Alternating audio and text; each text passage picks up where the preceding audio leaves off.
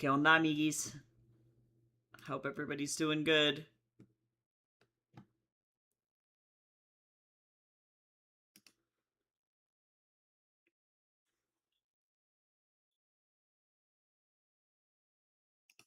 Okay, give me just like 2 seconds here.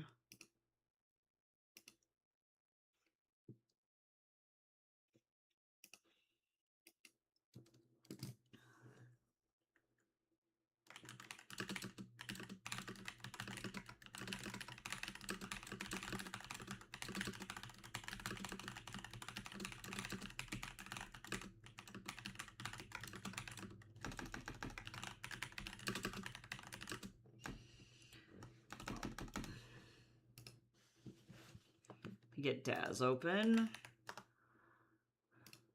Let me look at my... I feel slightly more refreshed today, so I think I'm better equipped to handle this.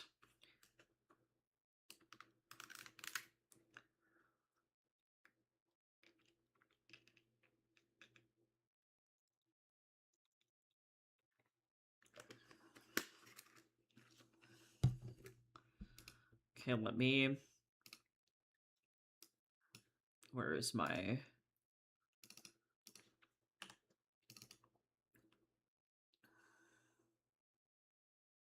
Trippy Taco set? There it is.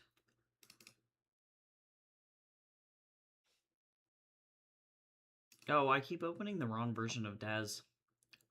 I wonder, I need to uninstall the older version, I think.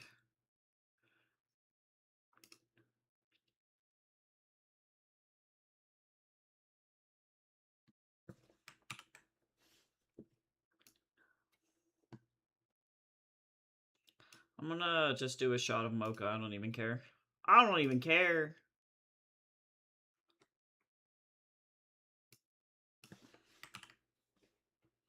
Where is my light? Did I turn off the light?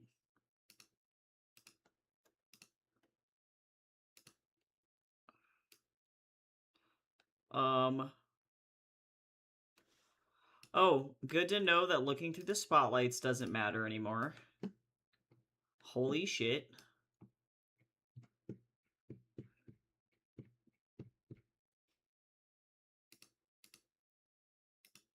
Okay. This needs to get significantly brighter, otherwise I can't see. Hey, Gabriel, welcome over to the YouTube side. How does it feel? I gotta turn off parameter settings so that way I can actually have a decent light, because otherwise I literally will not be able to see.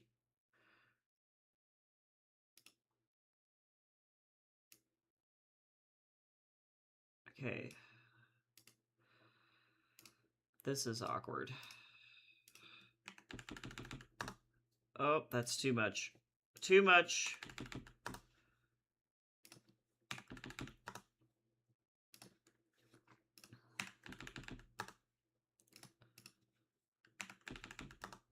Okay, that's better.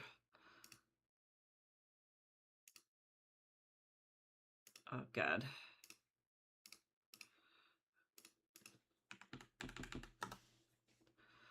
All right.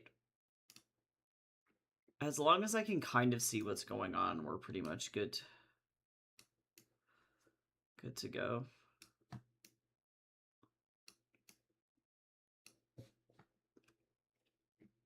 Okay. Sorry, I'm locked in on positioning here. You are #1? Yeah, not very many people hang out on YouTube. Not a bad thing, but Twitch is definitely my more popular platform for sure.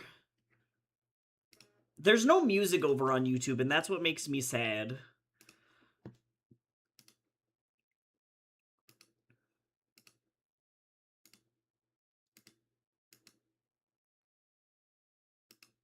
YouTube is like, nice try, bro. If you put any music in your shit, I'm gonna immediately explode. It's like, oh.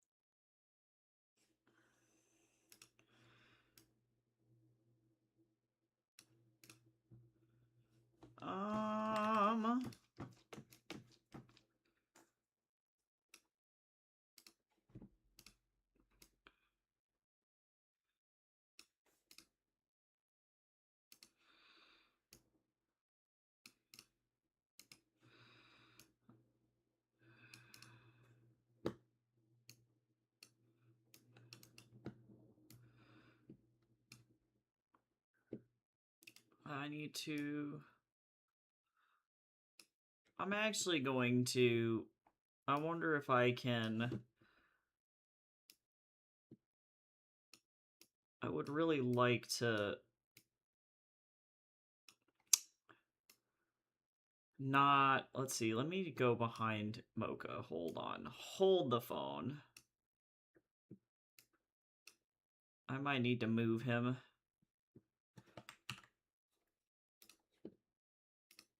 I'm fine. I'm only kind of dying.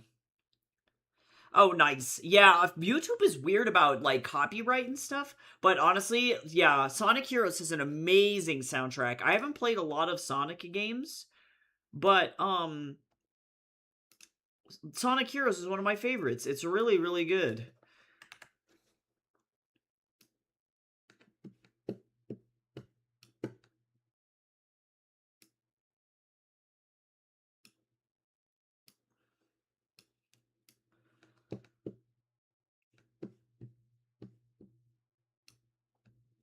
Okay, so I guess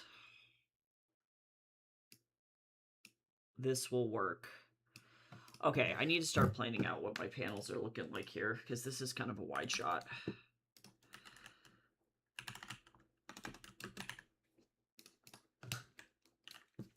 Okay, I wish I could go window.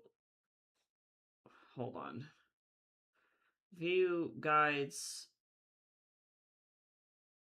control, alt control semicolon apparently is lock guides. I need to remember that, because that would help. Okay, so we got this. And then, oh, apparently I had Sean in braids in this draft at this point. But that is not the case for right now. That was definitely not it. That was not what the hair gods decided for this.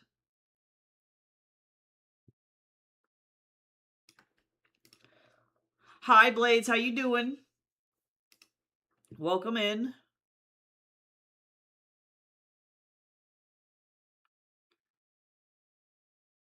Okay, I'm gonna actually... We're gonna do this instead.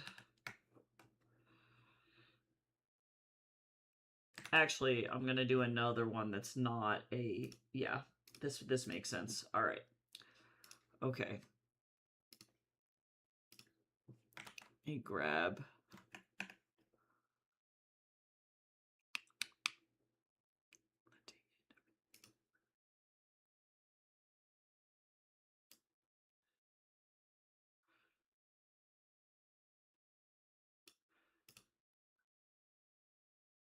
Oh god, I zoomed in too far. Alright. Let me go ahead and censor this thing so that way Twitch doesn't eject me directly into the sun. Or YouTube for that matter. I've never gotten like an issue, like a ban, a live ban on YouTube though. So interestingly, YouTube was okay with the butt, but Jeff Bezos was not okay with the butt. Kind of funny how that works, you know?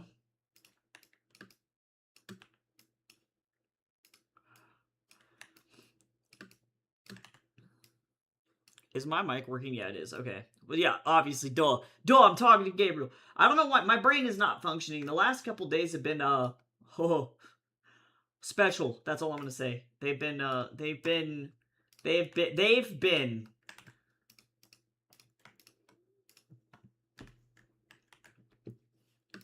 Okay, so now let me go back over here. Trying to not jinx it, right?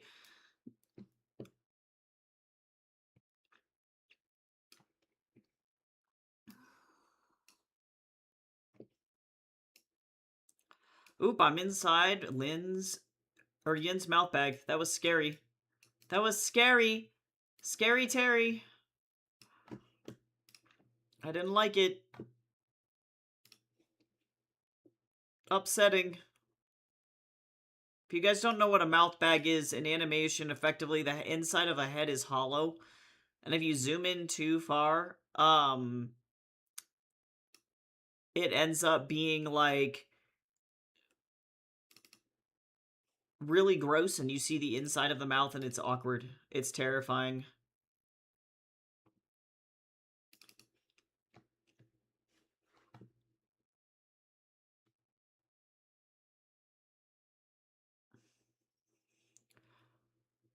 Oh, wait.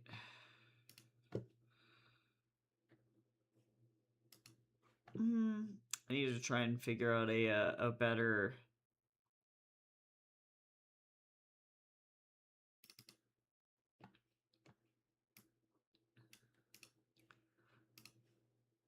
seated position here. There we go.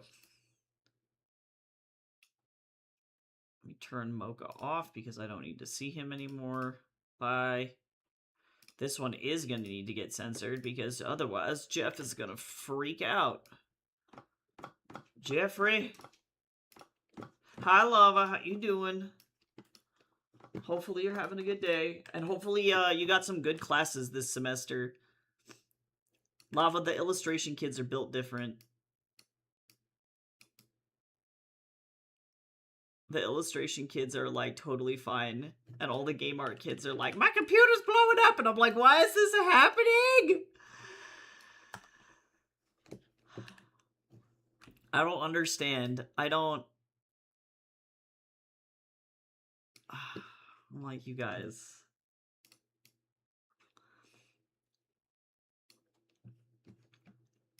Okay, here's that. Leave that over there, and then let me flip it around, because then we're gonna flip this way. And I need to change Yin's seating position as well.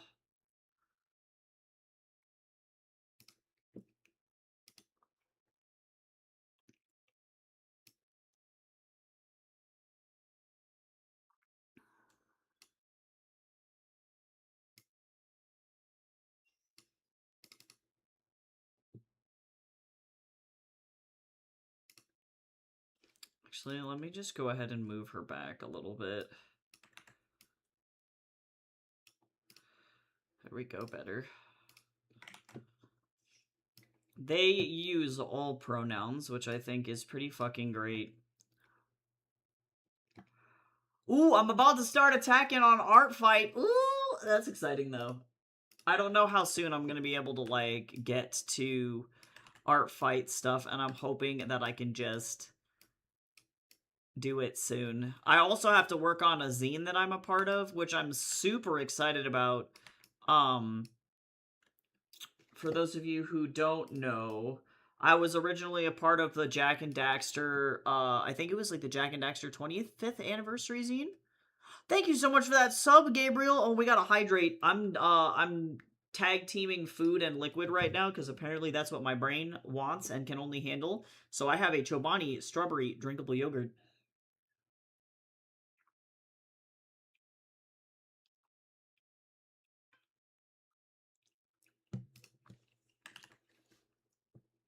But yeah, I did this Jak and Daxter zine. Let me see.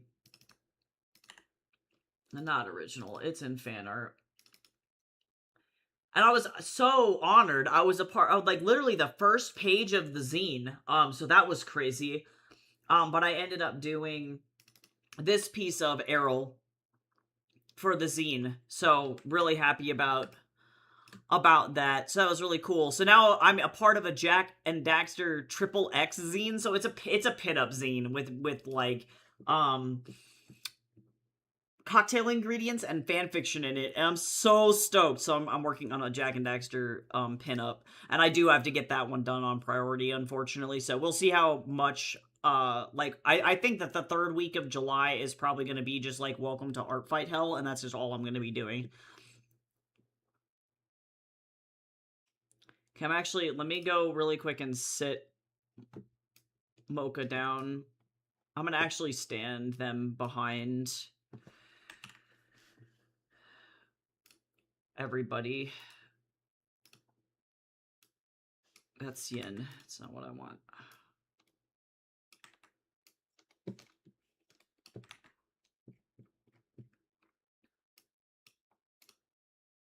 Hello. There we go.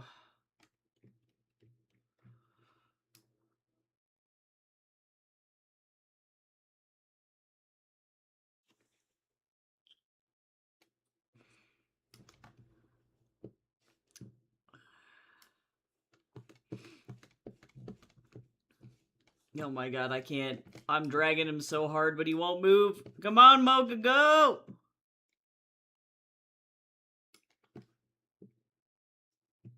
I believe in you. Alright.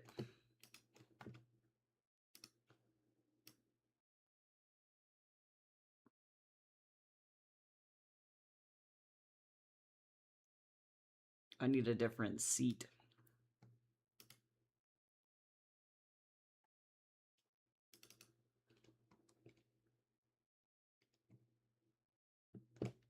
Lord.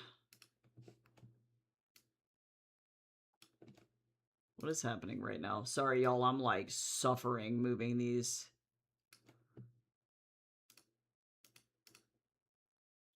These body parts around.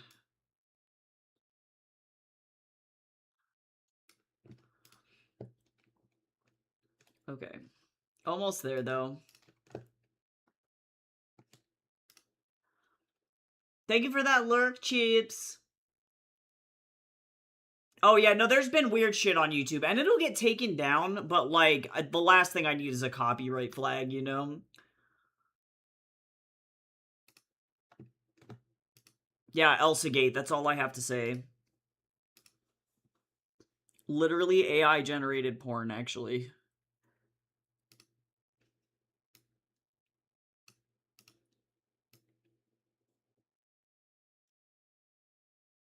YouTube is high-key kind of a nightmare.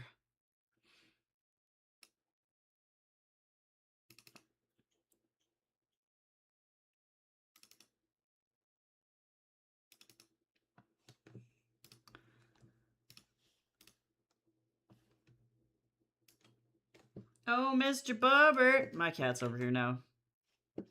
I actually would like to do, like, an aerial shot, I think. I'm gonna hate myself for it later, but... Let me see what's going on with the dialogue, actually. Okay, no, we're alright.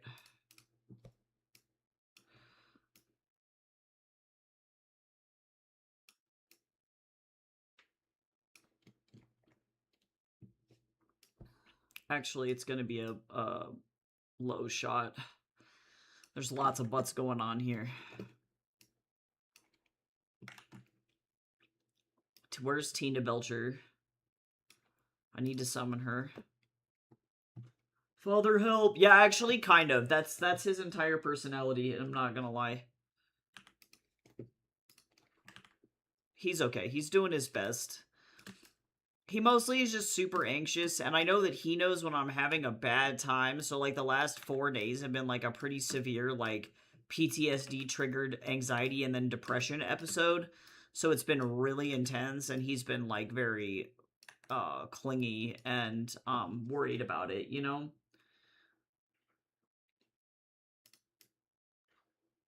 So he's just sitting next to the desk and trying to make sure that I'm okay, which is, you know, always good, but I do feel kind of bad.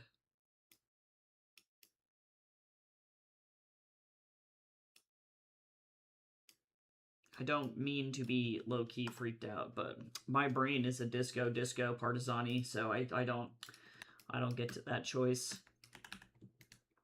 All right. Let's get these bad boys out.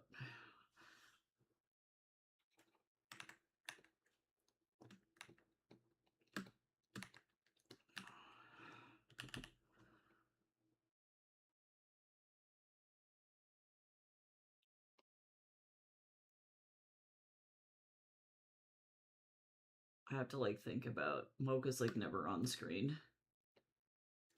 So I have to... It's been a minute since I've drawn them. Oh my god.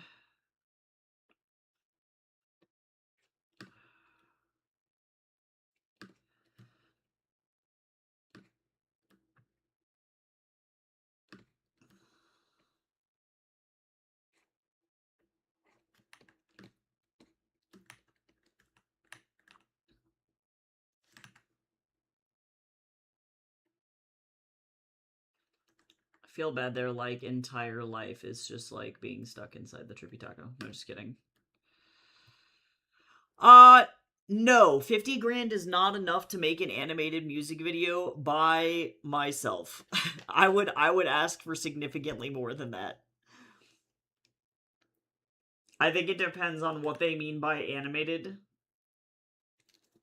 For context,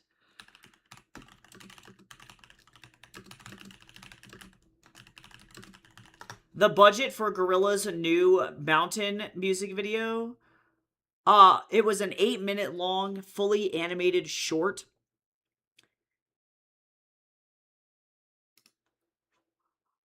Let's see. The budget for just the pants was $10K.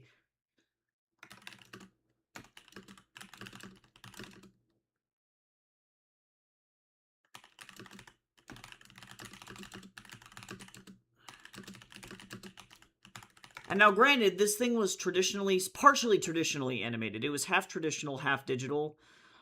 So assuming that, it was probably a $500,000 music video minimum. It likely sat more around $1 million, and that's for 8 minutes.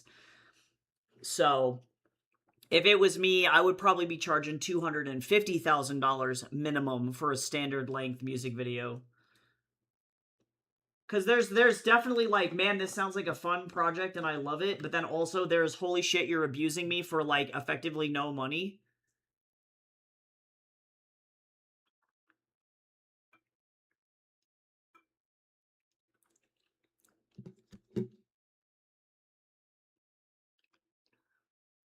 Oh, yeah, I think that was, I do know what you're talking about. Yeah, and I feel like 50K is really, really low for that. I watched a Saberspark breakdown on that entire video. It is a wild ass video. That music video is a lot. Oh, but I feel like 50K is that's some low budget shit. And, like, I guess if you're an amateur animator, 50 to 75K is, like, fine if you were using it for a portfolio piece, but, like, I guess it would, I don't know. I'm at the point in my career where I have enough experience to be an art director on, like, a game. And so I personally would not take that. I've been in the professional field for like 10 years.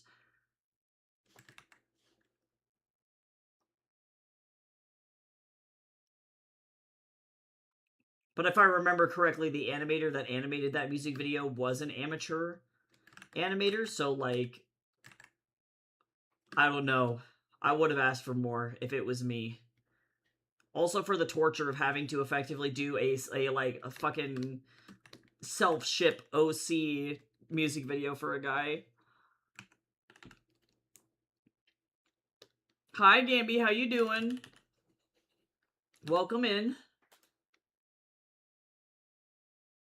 Yeah, no. I'm so I guess this is coming from somebody who has experience working in production pipelines for other people, right? Like, my job on the day-to-day is to effectively work with boomers who can't read to make ads for them. And, like, for context, right now, my current situation is that this 90-year-old lady that I'm doing, like, marketing outreach for effectively is emailing my boss privately behind my back, accusing me of not communicating properly with her when she's already bitching about the services that we provide and how she doesn't believe that we are providing any kind of services that she couldn't get on her own. So in other words, she's being a Karen. And after having dealt with that for effectively, this is going on month 2 of this bullshit. I recognize that even with the most well-meaning people, even the best clients in the world, make mistakes, right? People make mistakes. There's miscommunication errors that can happen, and that can result in a lot of friction. And so if I'm working with somebody that I don't know, making again a music video that may or may not be like a self-insert OC ship content, right? That shit has, this is a personal disaster written all over it. And so for me, I would not, like, that is too little money for me to deal with the emotional fallout and arguably what will end up being 6 months of work. So and again, to do it by myself, you know what I mean? So that's just coming from, I guess, me having dealt with so much boomery bullshit in my life that I recognize clients are super difficult to work with even when they are the best meaning. And that's literally my nightmare.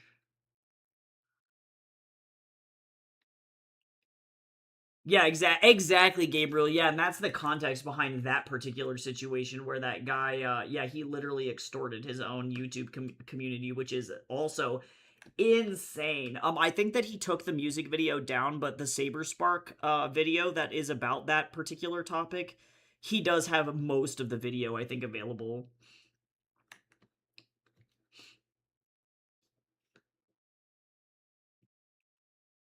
Yeah, crazy. The shame would never be let down. Oh my god. Professionals who would hire you would see the video and be like, why did you fucking make this? I can't. Yeah, and sometimes people have done weird shit in their careers, you know? Like, I do think about how the FNAF guy animated this biblical epic before he made Five Nights at Freddy's. I don't remember what the movie is called, but it is a Christian animated film. It's not very good, but I don't think that that necessarily tarnishes his reputation as a creator.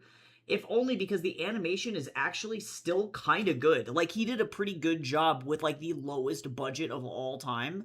I'll have to look up which bit like Bible story it is. It's based off of a really popular like Celtic Bible book, and it's not an actual Bible story. I don't remember which one it is.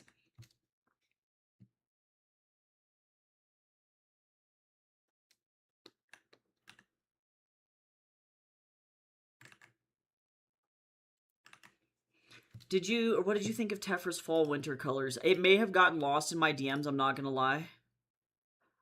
Let me scroll back up. Oh yeah! Ooh, but I like it though.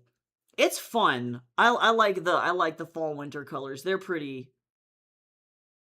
It still feels like Tephra while not. It adds like a pumpkin spice latte vibe to the character. I do like that a lot. Everybody look at Lava's art. Hold on, I'm gonna get out of the ad break and then I'm gonna show it off. Oh yeah, Scott. Yeah, Scott Cawthorn. Yeah, that's that guy's name. Yeah, I feel like there's some things that you can do before, you know, you blow up that are like, this is probably fine, but like, and an animator's gotta do what an animator's gotta do, you know what I'm saying? Like, I've just been abused by too many boomers. I have been emotionally beat up.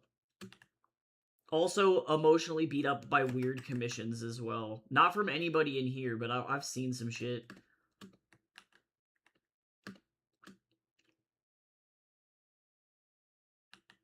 Oh, that's cool. Yeah, well, that means that you've got good color theory too, because if you can just hit the Control I button and it doesn't look like ass, you nailed it. I think Mocha is wearing regular black pants, so I'm just gonna kind of deal there. Okay. I once took a character I made on Pickaroo, but brought it into Ibis Paint and to color it. Yeah, totally. I don't use Pickaroo that often. Are we out of the ad break? I think we're free. Yeah, we're free! We're free! Everybody look at it. Everybody look at it! It's beautiful. It's gorgeous. I like this top, too. It's got like a Letterman jacket kind of a vibe. Also, all the little accessories are cute.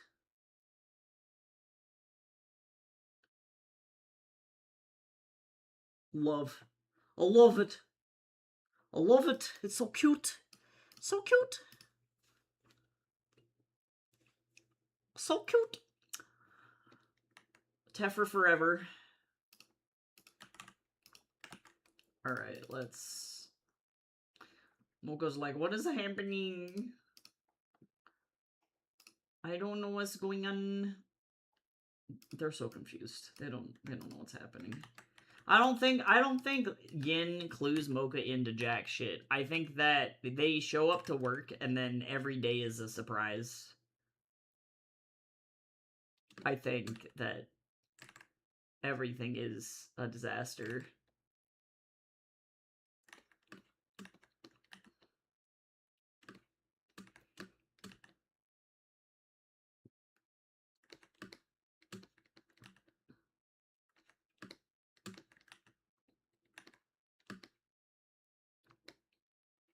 Alright, this is probably fine. Stretch! Everybody stretch! That was actually probably for the best. I was shrimping really weird. I was doing some stuff. I am okay.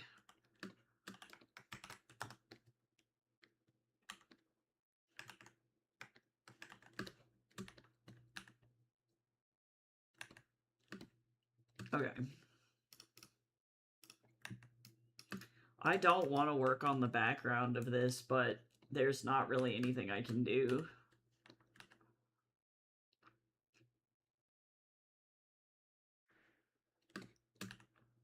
I did this to myself. I know what I've done.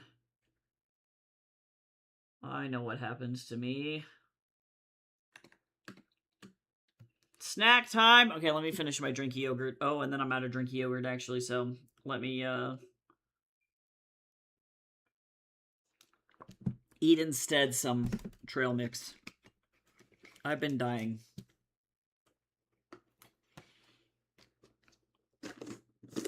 You'll have to let me know how Blue Sky goes for you. It's way slower than Twitter, but I've also, like, never had any success on Twitter either, so... The furry community on Blue Sky is really nice.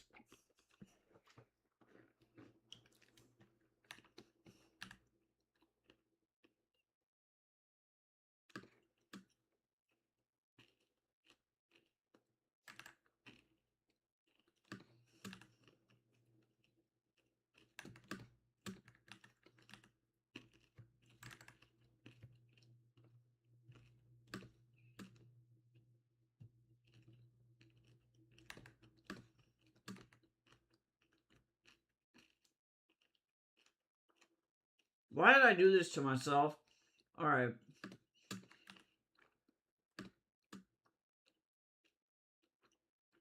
It's a regular day. A regular day for artists. Just why I do this to myself. Why?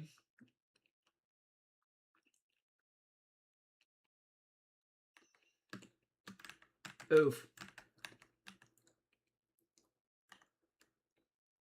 Actually, I think this finger is up. I can't see what's going on, so I'm just gonna kind of... Nobody has to know. Tiny Sean with messed up hand. We don't talk about it. Tiny messed up Sean with a kind of messed up hand. Yes, it's probably because you are undercharging. I don't know what your prices are, but most people undercharge.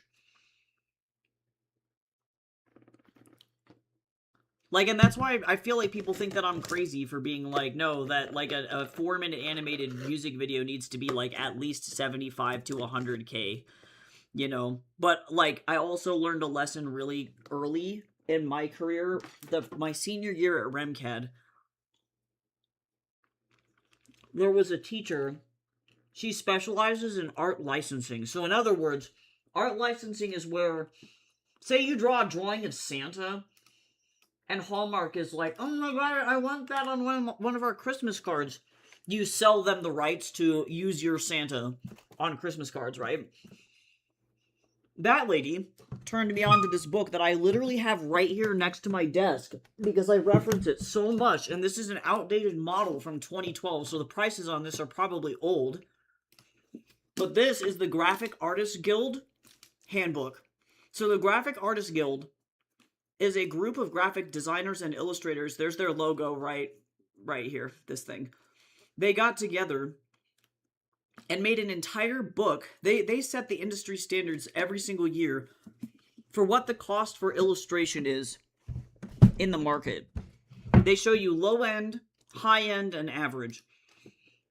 And after looking at that book once, I was like, okay, I'm not ever undercharging ever again.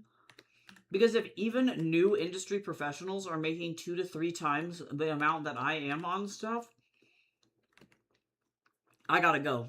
And unfortunately, this is part of the reason why I don't, really like doing commercial commissions anymore. Because there was a large period of time, and some of it is like the economy or whatever, but there was a large period of time where I was being told that my artwork was just too expensive, and I was making no money, so I had the choice to either drop my rates to what people can afford, and massively undercharge myself in the process, or just not make money at all. And it's still kind of like that. So I'm just kind of to the point where it's like I think, for example, as much as I can't do anything about it because it messes with the market, but I think that charging, for example, $15 to $20 for an adopt is so super low. And I recognize that that's the standard for the market is between $20 and $35, you know? But you're creating effectively a custom character that person can then use in any way that they want for the rest of forever. And in licensing, being able to use that is a $350 charge just for the licensing, right? And most of these people are not going to go and use their stuff commercially. But then you have to try and explain to people well, you can use this for personal use, if you're making an OC or whatever, but you can't go and put it on merch, you can't use it in an animated show, you can't. And then trying to hound all of those people and keep tabs on them and make sure that they're not using your work for commercial stuff is such a pain in the ass. And then people get scared when you send them contracts that say, hey, you're not allowed to go and take this, right? And that freaks them out. So I feel unfortunately, with the wave of internet art culture that happened, there's a lot of great things that came out of it, which is that there are obviously so many people that are very, very, very passionate about buying other people's OCs or buying adopts or buying commissions, which is awesome, but it also bred a bunch of misinformation on what commercial art actually costs. So I really blame early DeviantArt for this. It's been a problem that's been going on for effectively as long as I've been on the internet. So it's definitely not this is a new internet thing that's an issue. And then effectively has just gotten worse. And so now when you open the internet, you're likely to see people who are I charge, $5 for a headshot commission, and it's oh no, it's so bad.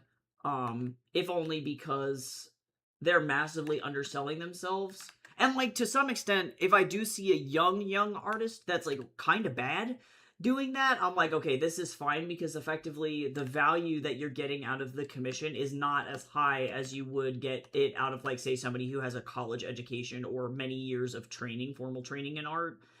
So it's that's kind of no biggie. That's a hobbyist making money. But then that starts to influence all of the market prices. It would be if in real life you went to a store and someone was I have 99-cent boba.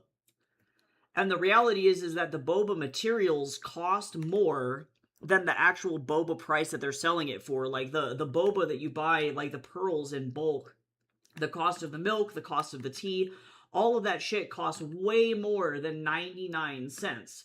But this person, in a desperate attempt to make money and just also maybe out of ignorance as well a little bit, just straight up not knowing that the boba should cost more than that, because they should be making back money on the time, the materials, all of that stuff spent to make the boba, is charging 99 cents, right? When in reality that boba should probably cost $8. So by selling it for such a low price, what it does is it teaches everybody in the area, oh, well, boba should and could cost 99 cents.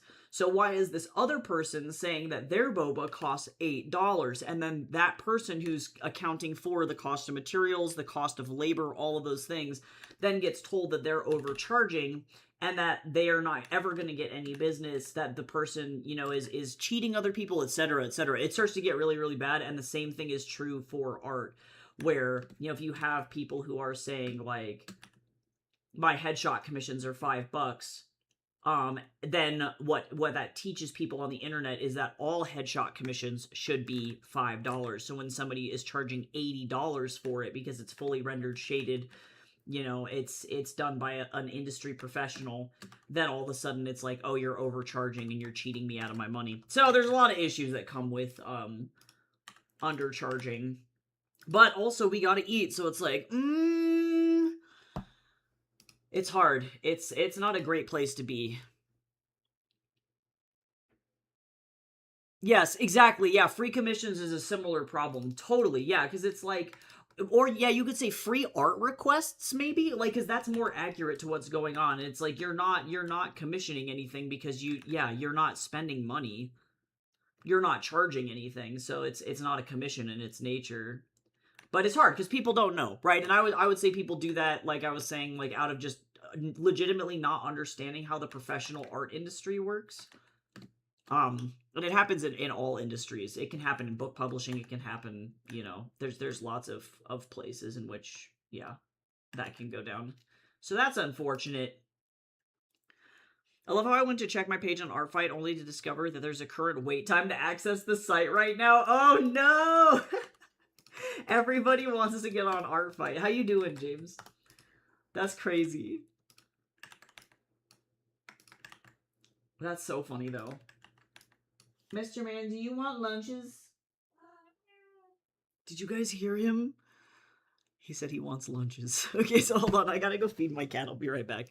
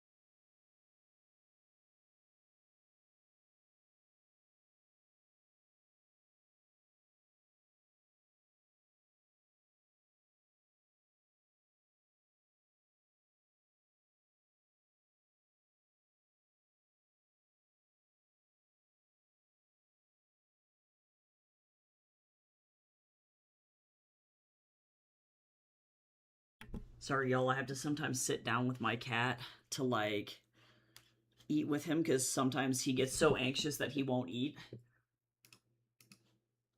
So, he's alright. He's eating now.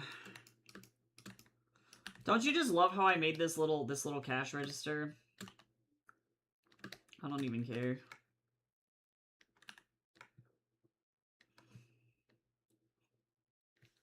This is giving me like war flashbacks from working at Tokyo Joe's.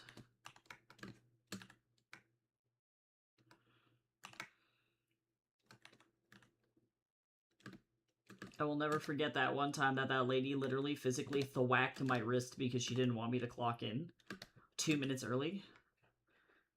And people wonder why I'm, like, traumatized about, like, working in the service industry. I'm like, well, this one lady hit me one time for trying to, like, lock in. It was crazy.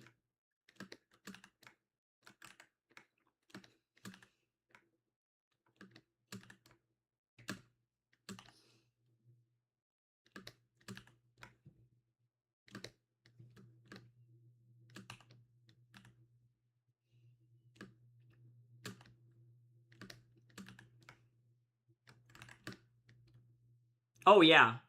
Squidward is the most relatable character in SpongeBob. He knows exactly what's going on. Mr. Krabs is kind of abusive, man. He's like a money-hungry venture capitalist, like... But I'm also commie trash, so... I understand what happens to Squidward.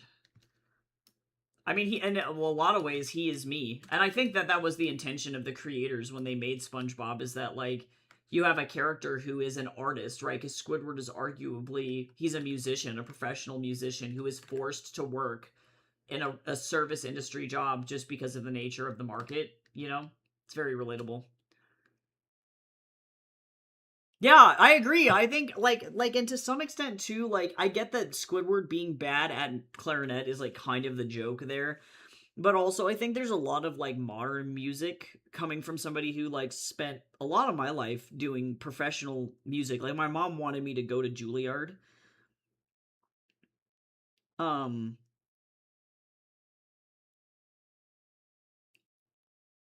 and at like the end of the day, modern music is like also too, it's not to everybody's taste, I guess, is the point. Sorry, I just like I opened my email and just got a fucking another query rejection because this is my life now. um but like at the end of the day, sometimes people just don't understand the art, you know, which is a little bit different. So I think in Squidward's case, I genuinely think like his existence reflects the average experience of a creative individual in America, where you're just kind of vibing and nobody really understands why you're doing what you're doing. Like, I don't know how Squidward would be different in the age of AI, for example, where it's like to him the act of making the art is the art itself. He's a fine artist, truly. I don't like classify myself as a fine artist. Fine artists are people who make art for the sake of art or because they want it to speak a certain message, you know, and that can be really really hard. Um because you're trying to sell somebody on your emotional experience. And there's this thing in art called upmarket or commercial market versus fine art. And the like reality is that at the end of the day, unless you're making something that is what is called, like, I guess considered commercially viable, so in music that's pop music, that's standard, like what ends up on the radio versus potentially experimental indie music or prog music, progressive music is sometimes what they call that.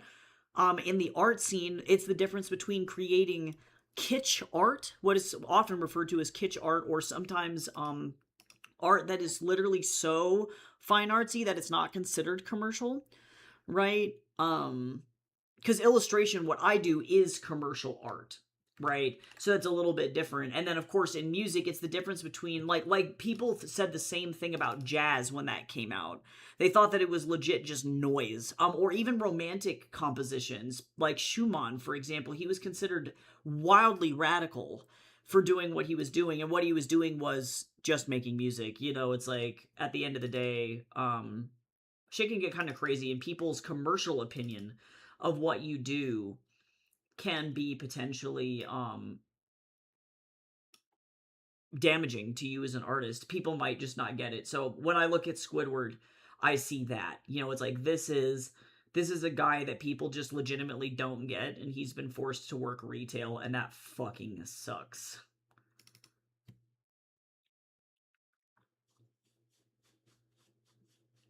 Yeah, if you watch one of the first couple episodes, the Bubble episode, he plays amazingly, and then once it popped, he was bad at playing it. Oh my god, made him bad from the damage. Rip. We love Squidward. But yeah, like I think about a lot of genres of music that are considered like really bad, or like things that are considered noise that have intrinsic value. For example, I'm gonna like bring up Moon Hooch. Let me see.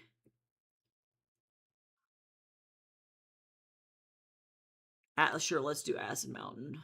This is a longer song, but this is Moon Hooch. These guys are modern jazz.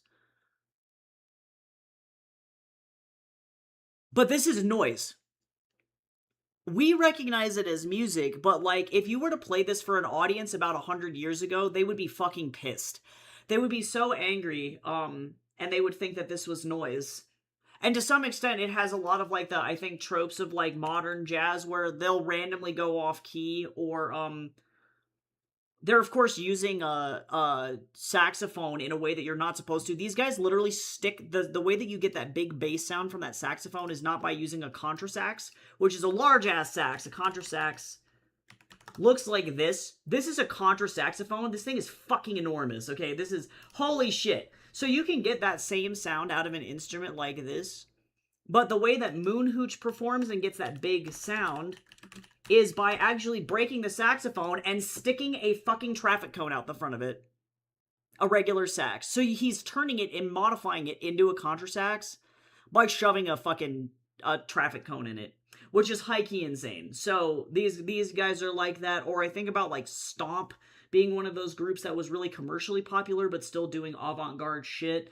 But people do stuff all the time. Like the theremin, for example, is a great instrument that was like not commercially viable, and then the person who invented it got effectively shit on for trying something new. Even Alphonse Sax, the inventor of the saxophone, his dad was the inventor of the clarinet, I think. Let's see. What did Alphonse Sax' dad invent? He invented, or Adolf Sax, or Alphonse Sax. Sorry, Adolf Sax was the inventor of the saxophone. Oh, he went by Alphonse as well. Never mind. Charles Joseph Sax was a Belgian instrument maker, and he invented the French horn and massively improved the design of most woodwind instruments, including the oboe and clarinet, pianos, harps, and guitars. So then his son comes along, Adolf Sax, and invents the fucking saxophone, and everybody thought that this instrument was ugly. You know, like nobody wanted it. So yeah, I don't know. Point being, Squidward is the most relatable fucking character of all time. I have not heard like such a relatable, I guess, like, yeah, I don't know, but relatable backstory. There's 4. But yeah, like, this is kind of squeaky, it's kind of off-key, like, it's in the same way that, like, the guys that make Gorillaz, Damon Albarn, Jamie Hewlett and Damon Albarn, but Damon Albarn specifically, he doesn't sing on key. He's often very off-key when he sings, but that's what makes it good, you know? So, art's really subjective, point being.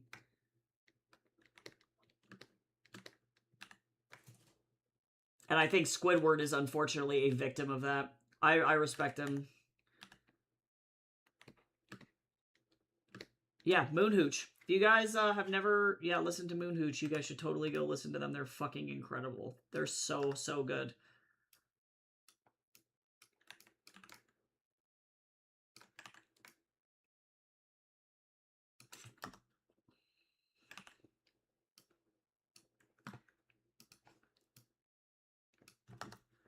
Versus something like this, which would be like I would argue that you could probably get somebody from the late like Baroque period and they'd probably like this, you know, but that's because the guys behind Rat-a-Tat are classically trained. These guys are like they utilize a lot of like classical music conventions in their work, which I do like for sure. But that doesn't make their work any more or less valuable than like Skrillex, who is not a classically trained musician, you know?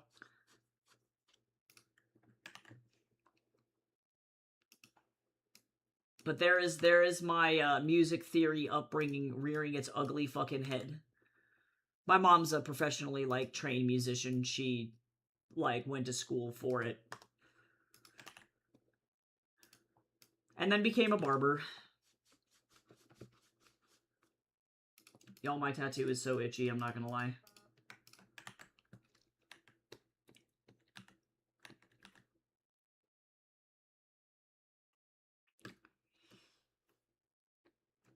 Yeah, because like there's always been an argument, like, and I don't know, I recognize I have a pretty strong background in music just because I played it for so long, and like music theory is a thing. But like there's also so much fucking racism in what is considered quote good music. So like all forms of black music, um, including jazz, swing, any kind of like African traditional music broadly, has always been considered noise by the current like ruling white class. So there's just been such a big pushback, and what results is like really weird shit. So like for example, you have famous jazz musicians like Nina Simone, who everybody knows at least one of her songs, and this is her original version of this.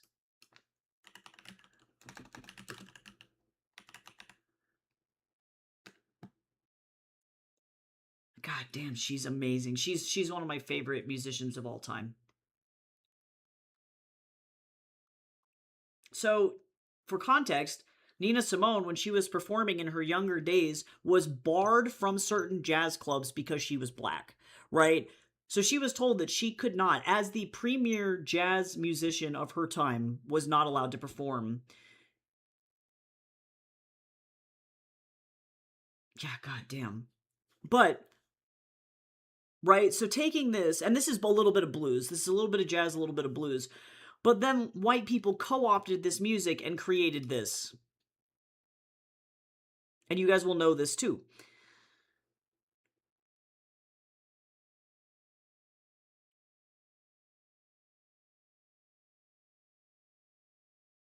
Frank Sinatra was allowed to play in those jazz clubs, and Nina Simone was not. And so it's not to say that Frank Sinatra's music was bad.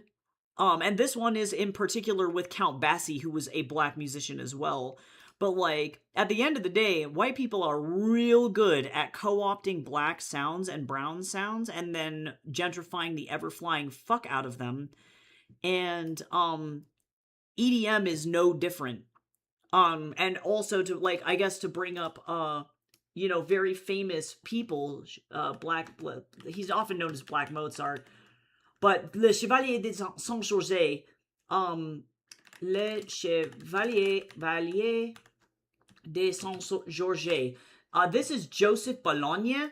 Joseph Bologna was known as Black Mozart. This dude was classically trained. He was alive before Mozart was alive, and arguably his music is better. I'll continue my rant after this. I'm gonna stop listening to Frank Sinatra because actually I can't fucking stand him. We're gonna go back over here, but I have many things to say.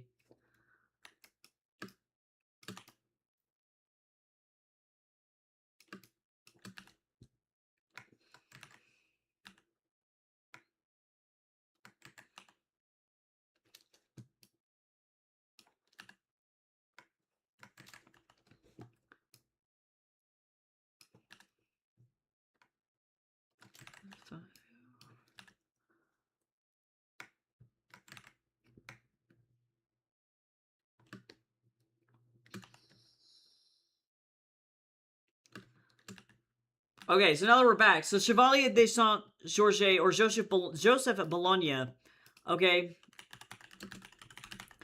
This guy, without Joseph Bologna, fucking Mozart would not exist. So this is his music. This guy trained Mozart. And no one knows that this man exists. Because Mozart was white. Right? So, point being is there's a lot of music that gets buried or is considered like not culturally okay because of the nature of its origin. And EDM in its essence comes from dub. Dub is a black Central Caribbean electronic form that was then again co-opted by white dudes and transformed into other stuff. And it doesn't make the other stuff less good, you know? And like, I think some people are very kind about honoring the roots of the music and making sure, oh, this is like hella broken. Hold on. Making sure that like everything is you know, culturally super friendly and very kind. You know, they're not like racist within the EDM community for the most part, I don't believe, but it doesn't change the fact that you know, a lot of the genre was popularized by European musicians particularly. So I think about German musicians and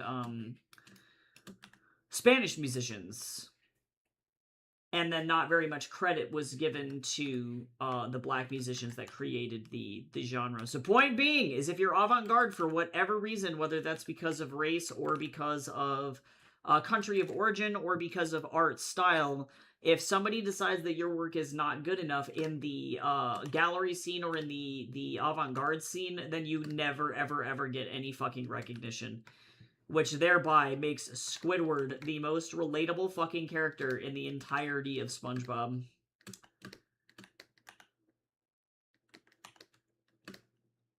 And is the same reason that Van Gogh killed himself, you know? And like, some of his art was not that great. I will kind of go to bat for, you know, at least some of the critics of the time. I think that some of Van Gogh's pieces were not really that great, but some of them were really, really good, and those ones he was never recognized for. So it's like, I don't know, the fine art and like avant-garde scene, whether you're in music, art, dance, it doesn't really matter, is fucking awful. It's a horrible place to be. Which is why it's really important to support indie musicians. The end. And that is the end of my story. That is the end of my tale of woe.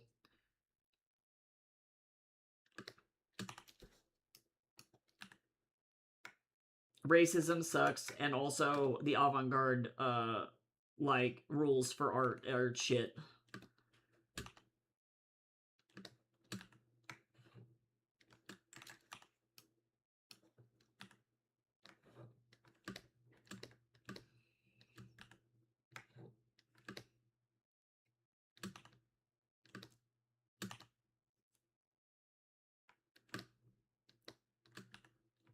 Yeah, I never watched Friends. I don't know which show you're referring to.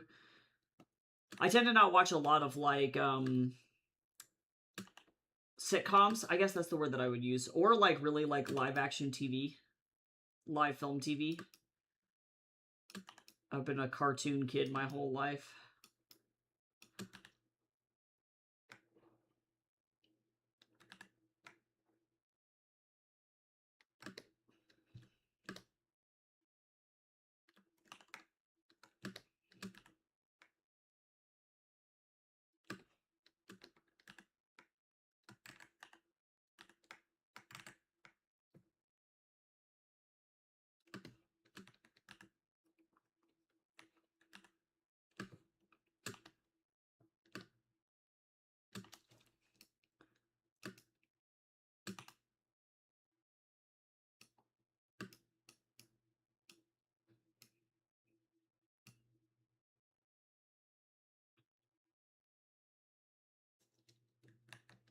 Rip Frank Sinatra.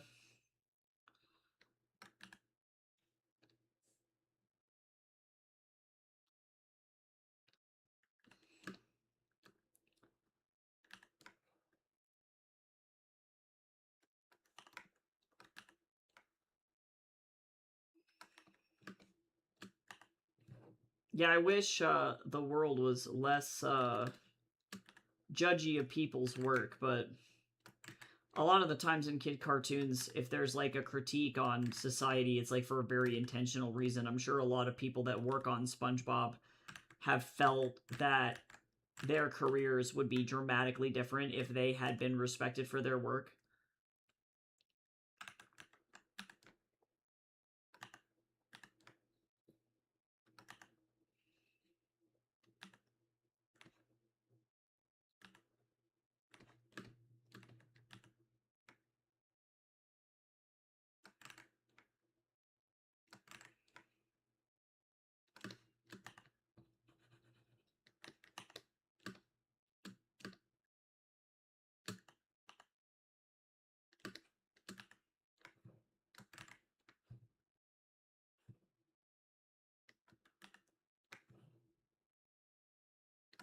I don't want to accidentally make a tangent. There we go, better. Oh, actually...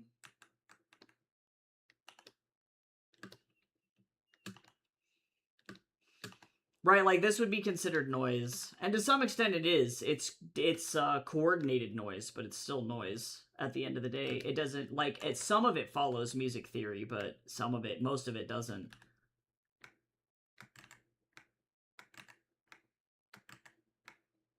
Intentionally out of tune.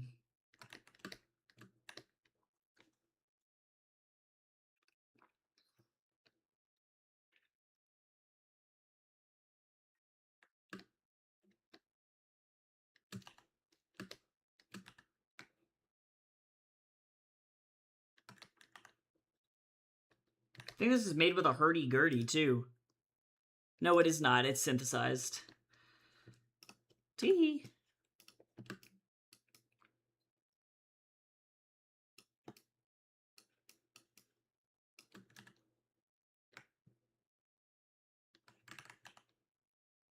Mr. Bubber, what are you doing standing there like that? What? Oh, Jesus. He had to say thank you for his food, so he had to come and jump up on me and make the most violent biscuits of all time. You're okay, Mr. Bubs. I'm okay, too. I'm sorry I've stressed you out over the last several days.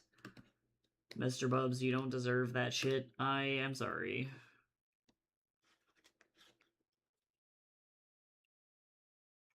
I love you, Mr. Bubs.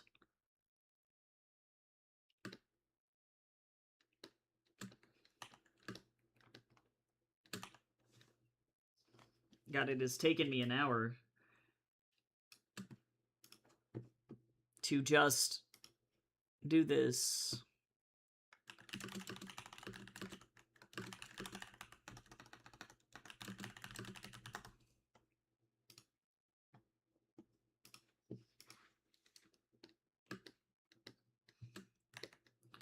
Mr. Bubbert, I'm gonna need you to stop being so stinky. Can you sit down? You know that you can lay down on me and then I won't kick you out of the desk. But you don't want that. You want me to pet you. You want me to give you loves, and this is not your destiny today. I actually feel functional enough to do art, so I have to do it, Mr. Bubs. I'm so sorry.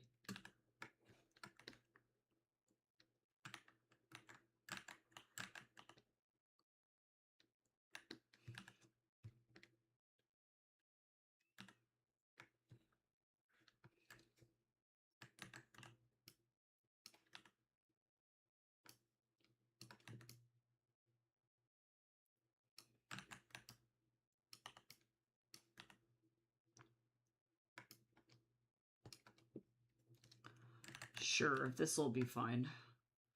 Is it 100% accurate? No. Is it good enough? That'll work.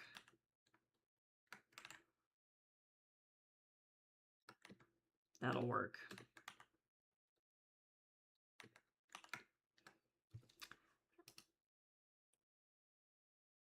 Actually, no, it won't.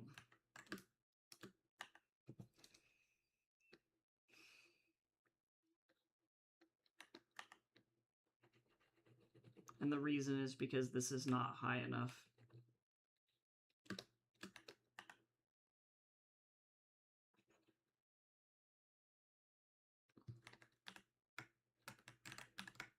Mr. Bubber, did you know that you are the cutest little fucking man of all time? I don't think he knows.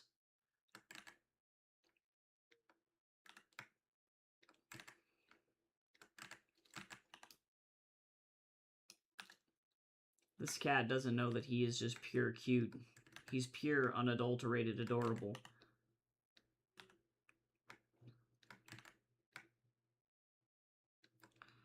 Wait a second. I really need this to, like...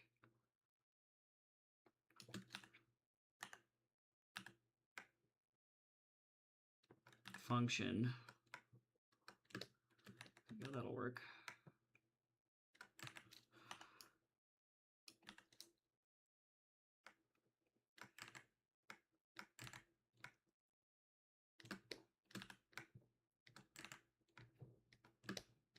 that'll work.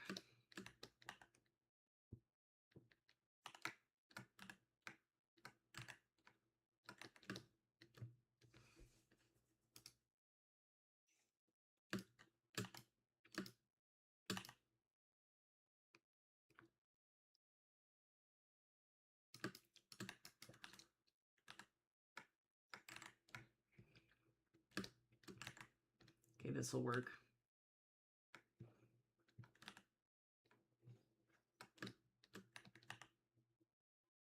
Is it perfect? No. Is this panel going to be on screen for literally like a second? Yes. Is this going to be mostly covered up by speech bubble? Probably.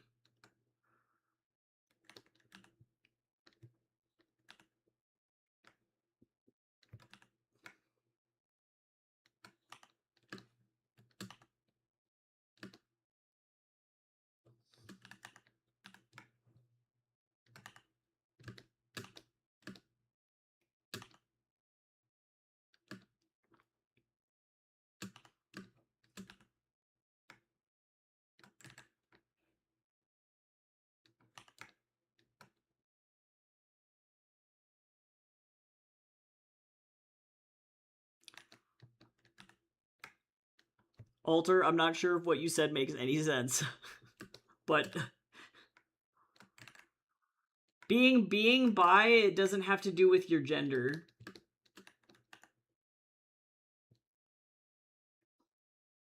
I understand where you're going with it, but unfortunately that is not factually correct.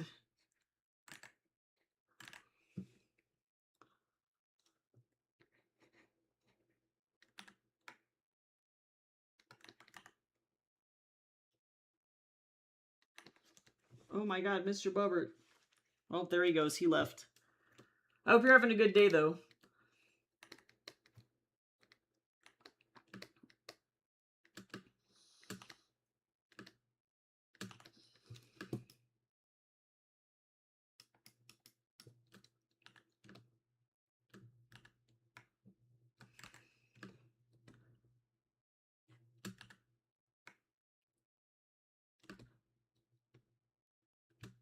Go ahead and turn these little folks off here really quick.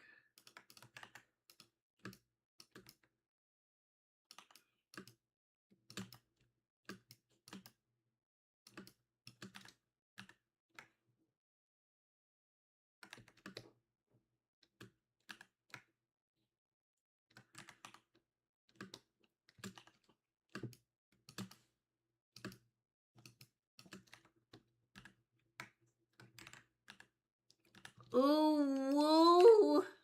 There you go. There you go.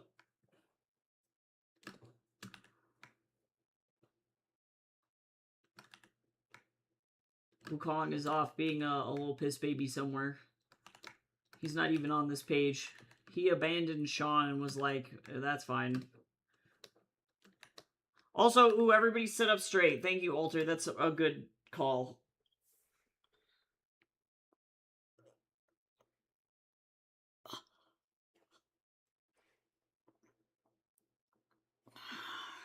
I am so tired.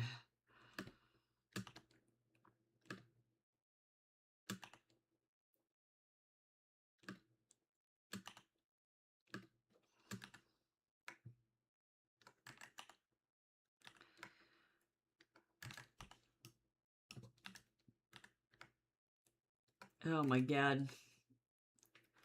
I did this to myself. I should have just not had this background.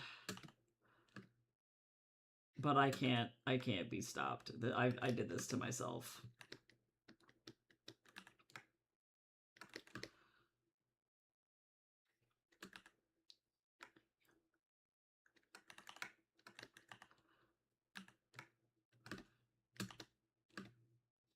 I had a choice. Oh, we're no longer ooh. So tragic. Also, thanks for that 10 stream streak. That's awesome, though.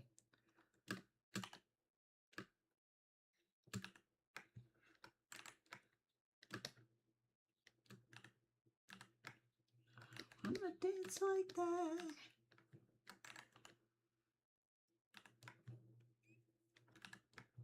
Holy moly. Alright. Okay. And actually, there's a whole ass chair that Sean is sitting on. Lord. Alright. So now, first and foremost...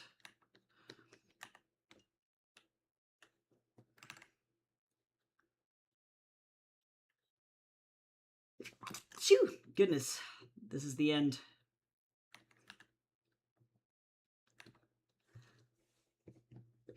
Phew! Why?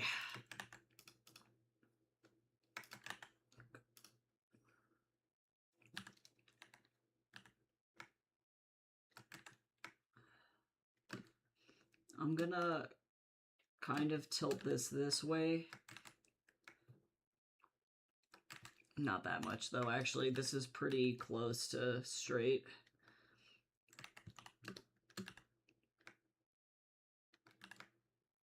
Oh, I don't want that to be a tangent. This is not, like, that accurate, but it'll do.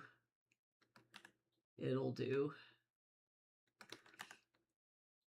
Gross.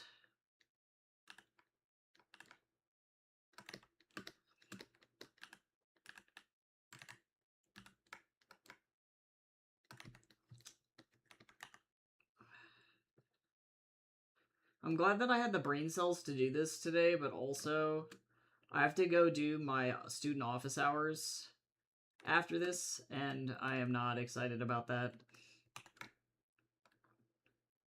I don't wanna.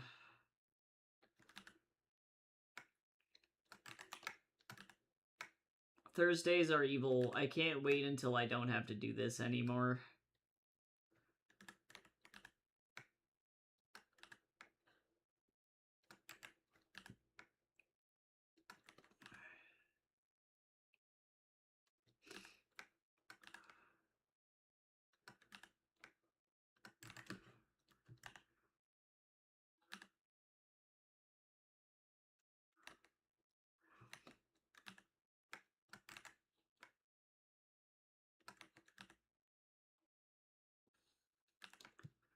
It's been exactly 2 days since a student had their computer blow up.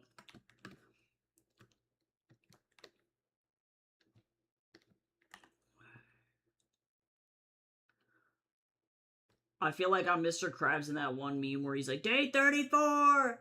Give it up for Day 34! That's what I feel like.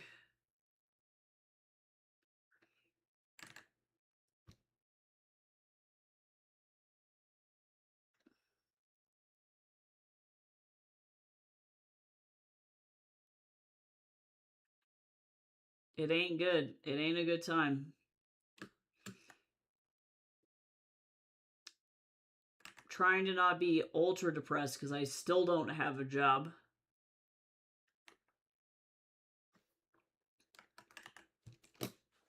In Canada. Not really sure what I'm going to do about that. We'll see.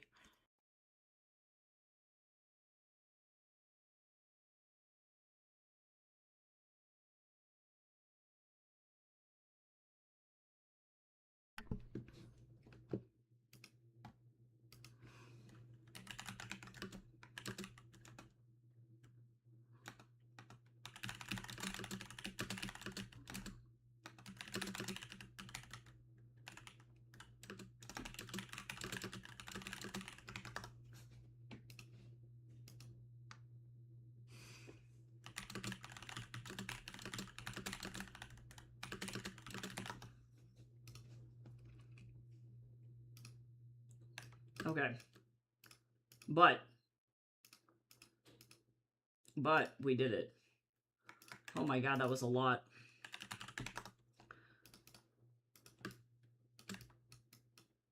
Gross, that was so much going on. Oh yeah, I can close Black Mozart. Bye, guy.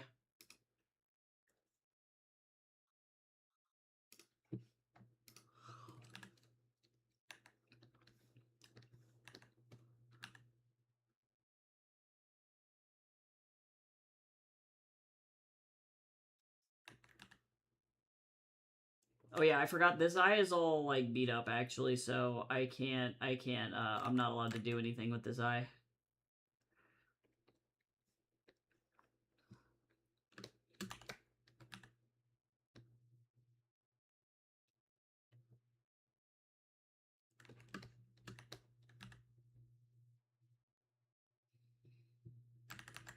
Rip.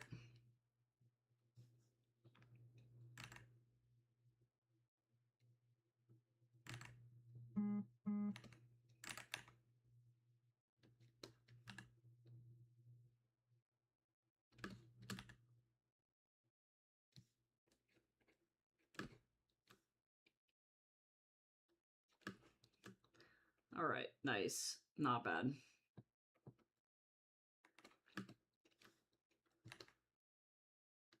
Poor Sean. No, that's literally the worst.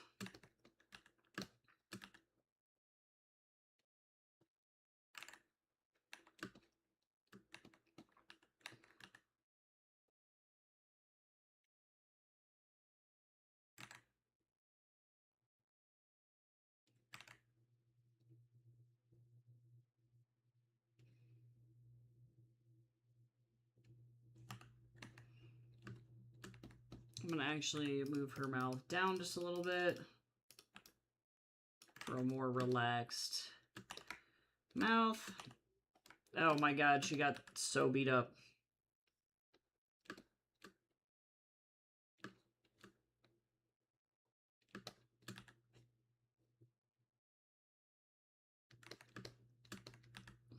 I feel so bad.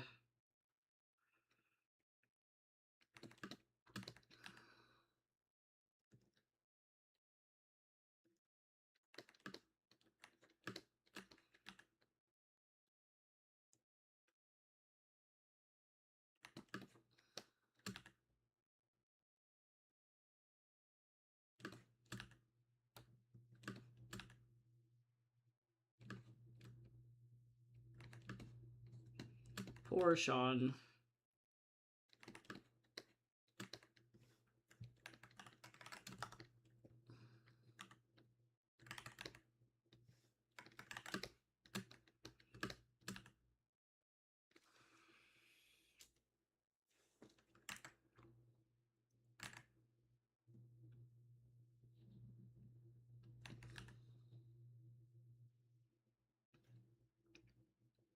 Do do do do do do do do do do do do do.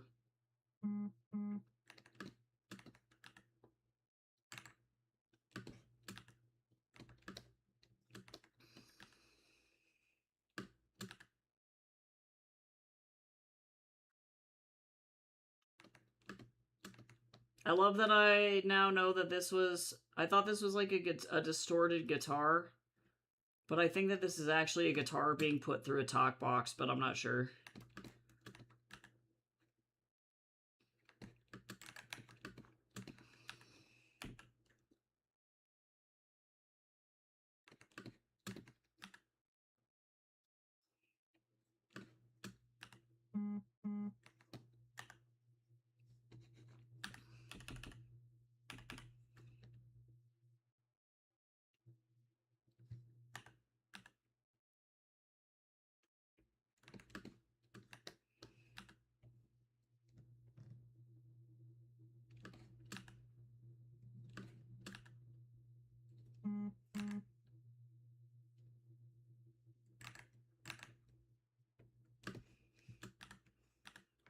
Table.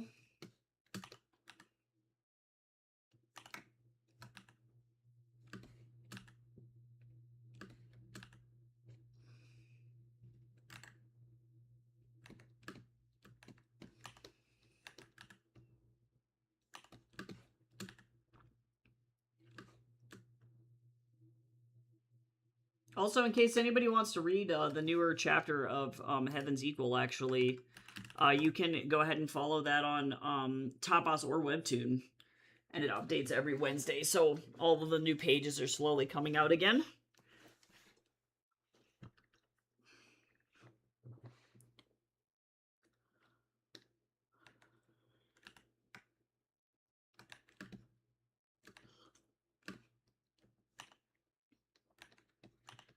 Poor Sean.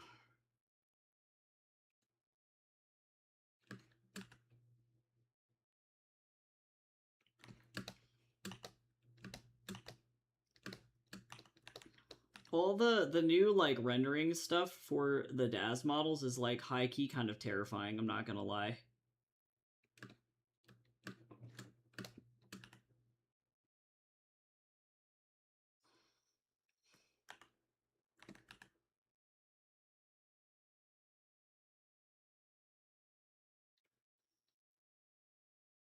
This is not even fully rendered either. It's just like low-key kind of terrifying looking.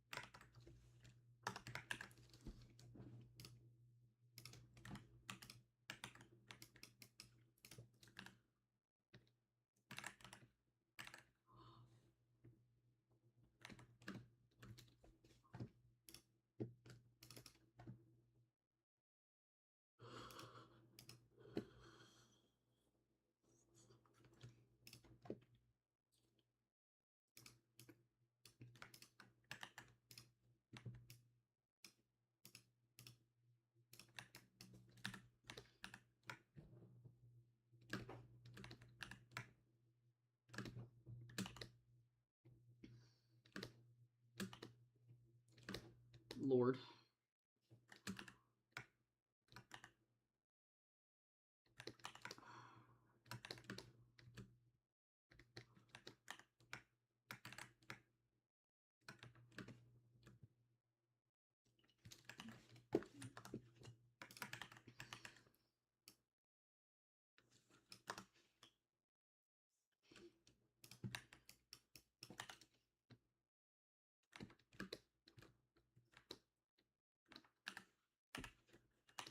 I am very tired.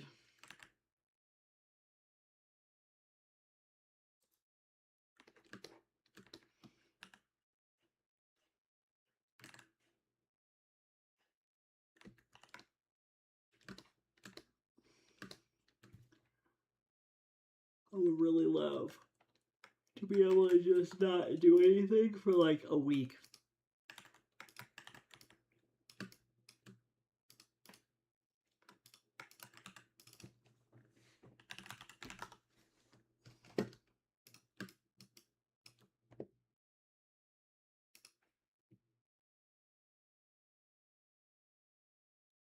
Okay.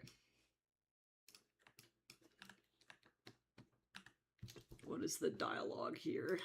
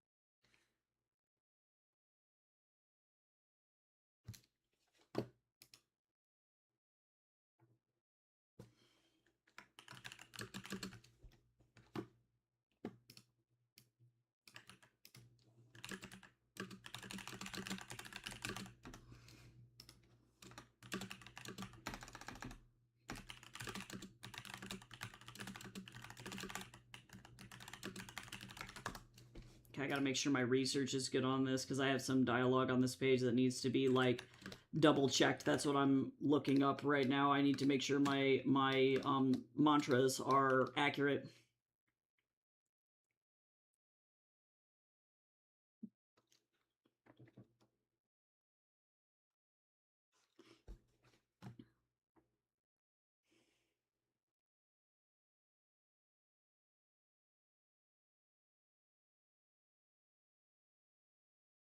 Okay, so actually I was right. My research was good. Okay, cool. What is your experiences with houses? Oh god, I am not an engineer. Nor a like a blueprint or like architecture designer. I defo did not go to school for architecture.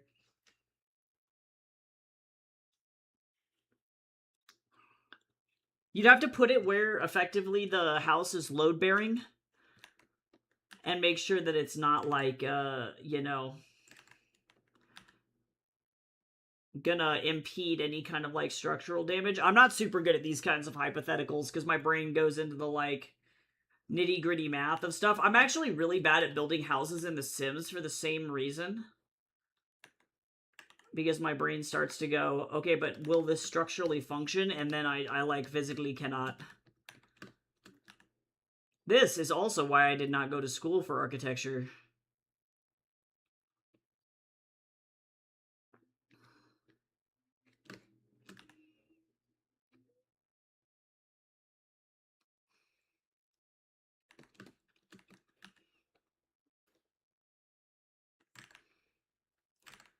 I haven't played The Sims in a hot minute. I should.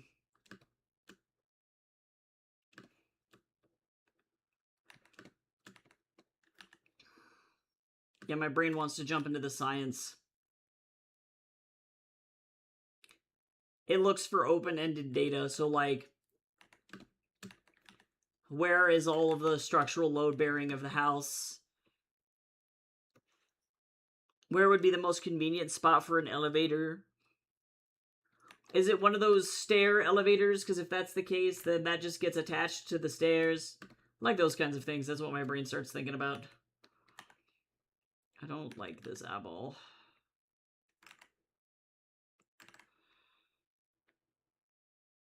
I also have not played Minecraft for that reason, believe it or not. Minecraft gives me massive anxiety because there's like too many options, if that makes sense. So I don't play really like a lot of Stardew either.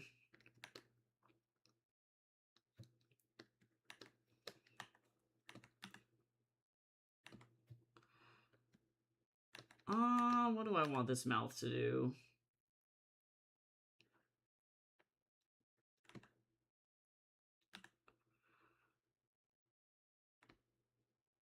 That's pretty good. I like that better.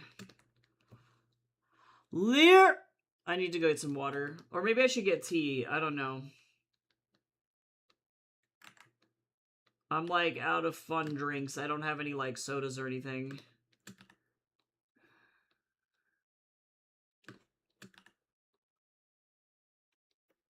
I need to go get something that's actually hydrating because we're in a heat wave. We got a self-care combo! Ah, I see. Over time, the house is updated and edited the more you play, but creative mode is harder. Yeah, that's what gives me, like, the task paralysis in The Sims, where I'm like, oh shit, I gotta make this house, like, right now. I respect the people who can make the Sim houses. I am not one of them. It is a skill I do not possess.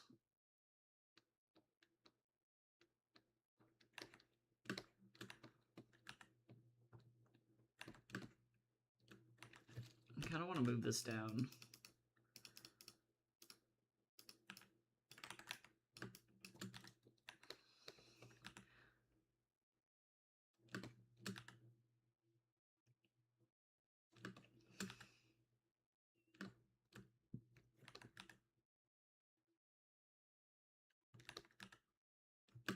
How you doing, Cal? Hopefully good. I'm gonna finish drawing the body, Yin's body, and then I'm going to, go and grab some kind of a beverage.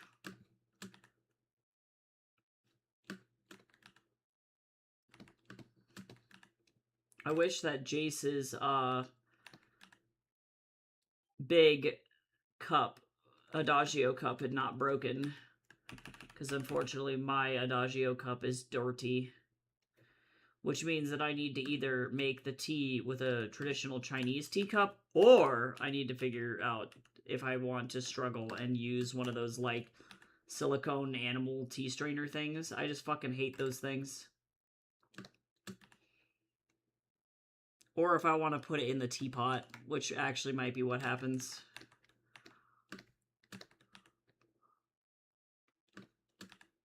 But it's also super hot. Heat waves suck. And there's pollen everywhere. It's so bad.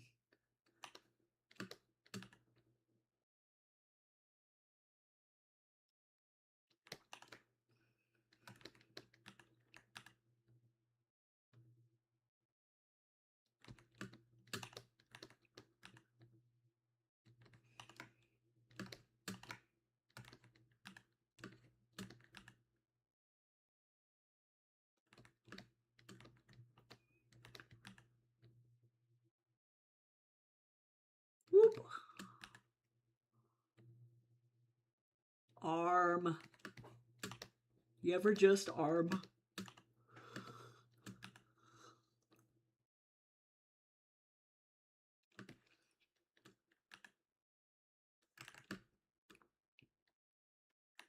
Yeah, I think what's gotten me about The Sims lately, and it's not so bad if you build up slowly, but like The Sims 4 especially has been out since like 2014 or something. So unfortunately, they've just added a bazillion expansion packs, and so now mechanics can get so convoluted that the simplicity of the game is kind of lost, which is hard. But they've announced that they're not doing any more expansion packs. So all of the mechanics in the game are solidified now, which is good, but it's a lot to catch up on. Like, they're not apparently planning on releasing a Sims 5. Like, it's just about continuing to update the Sims 4 engine and leave that kind of as it is, which I think is an interesting strategy.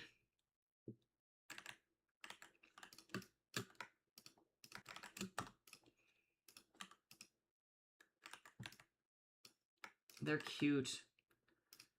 Okay, I'm almost there.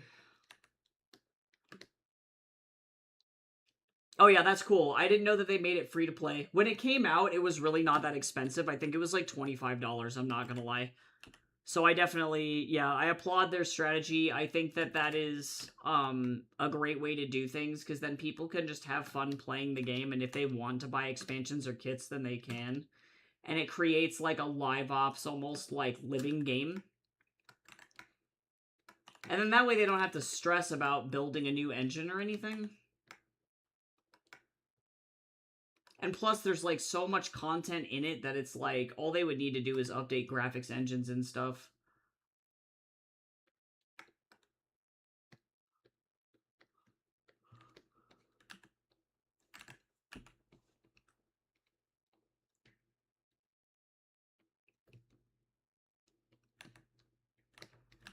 Sometimes expanding the hair this way makes it a little funky looking. I want to know, like, I love how Streamboo has evolved over time to start advertising AI bots. I'm like, what does that mean? Like, are they going to be in your chat fucking sending you random ass messages? Like, what do you mean? Okay, let me go figure out what I'm going to do for a drink. I will be right back.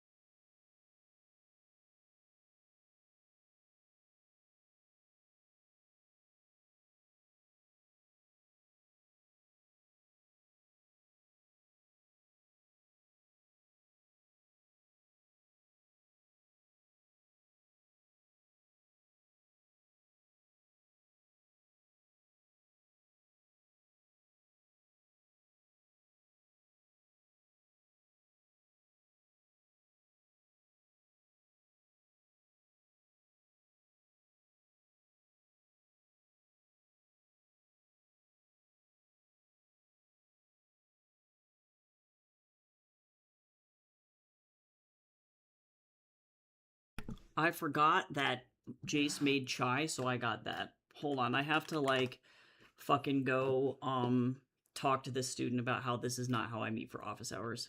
By Jesus. I hate it when kids don't read.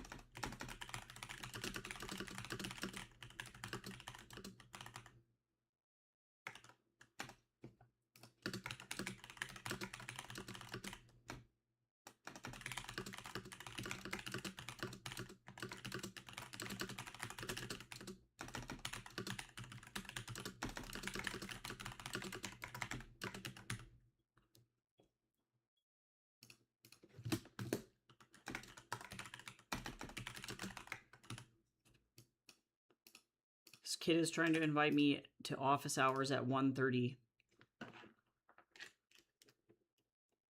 And I'm like, I don't know how to tell you that like you have to meet with me during my scheduled office hours. If you want to schedule with me outside of that time, you need to let me know like way fucking early, amigo.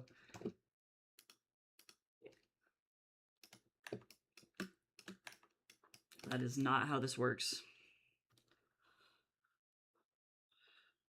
Yeah, it said like the AI bot was like get AI bots on Streamboo, and I'm like, what makes these different than regular bot? You know what I'm saying? I want to know what their logic is there behind that.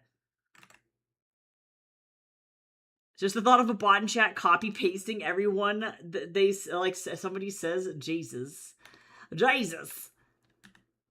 It's probably an AI like LLM based like bot, which ultimately makes it worse because then that means it's likely not even listening to what you're saying or reading the chat. It's probably just typing random shit into your chat in order like that seems relatively human, I imagine, in order to make it look like it's not a bot. And it's like this is bullshit, guys.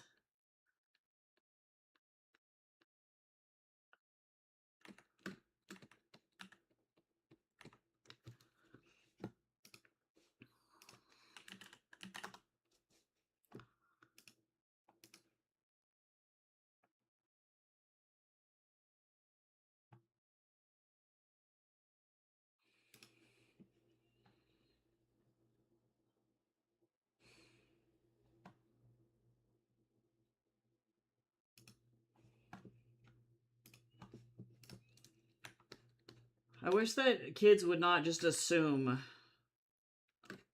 that I just am available to like meet at literally every single time. I don't think a lot of kids that are in college realize that adjunct instructors work like 18 different jobs and that we're not just like regular teachers where we are just like available 24/7, and even then it's like for all they know I might have like an on ground class and I can't just like meet, you know? Like I don't know. I'm tired, guys. I got rejected from that EA graphic design job, and I'm like, I've been not feeling very good about it, to be fucking honest. I am, feeling particularly demoralized, and it's really fucking difficult.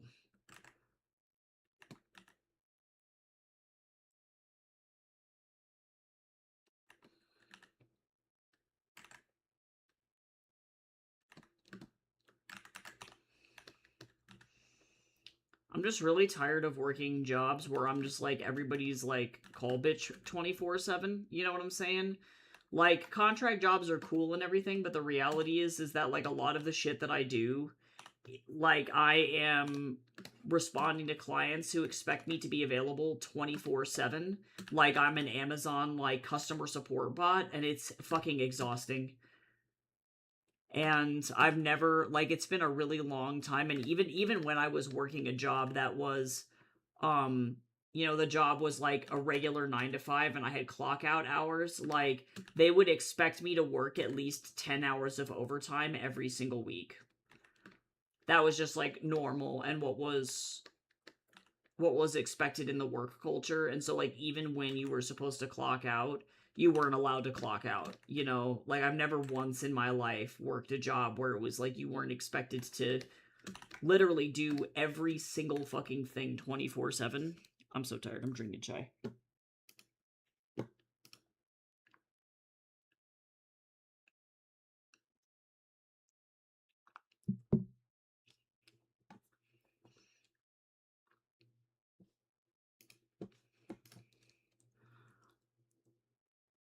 Imagine if an AI bot recording stream and getting glimpses of your art. Yeah, I would hate to have a future where art streamers have to put watermarks over their screens. Yeah, some people already do. It's hard. I've seen people steal other people's art by literally screenshotting the stream and then tracing over it. That's like a very real thing that happens to people already, which is really annoying. Oh my god. It's because Jeff can't handle the booty cheeks. This is what we have to resort to, Chips. We have to traumatize everyone and each other. Over the censor bar. Because Jeff can't handle a butt crack. I hope you're doing good.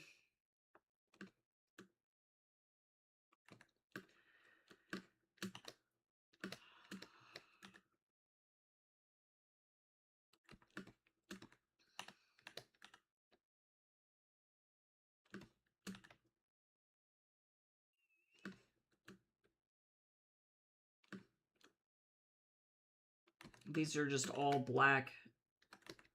Mudja and his skinny jeans. Okay, let me just double fucking check and make sure that this student is not trying to, like, send me a million things.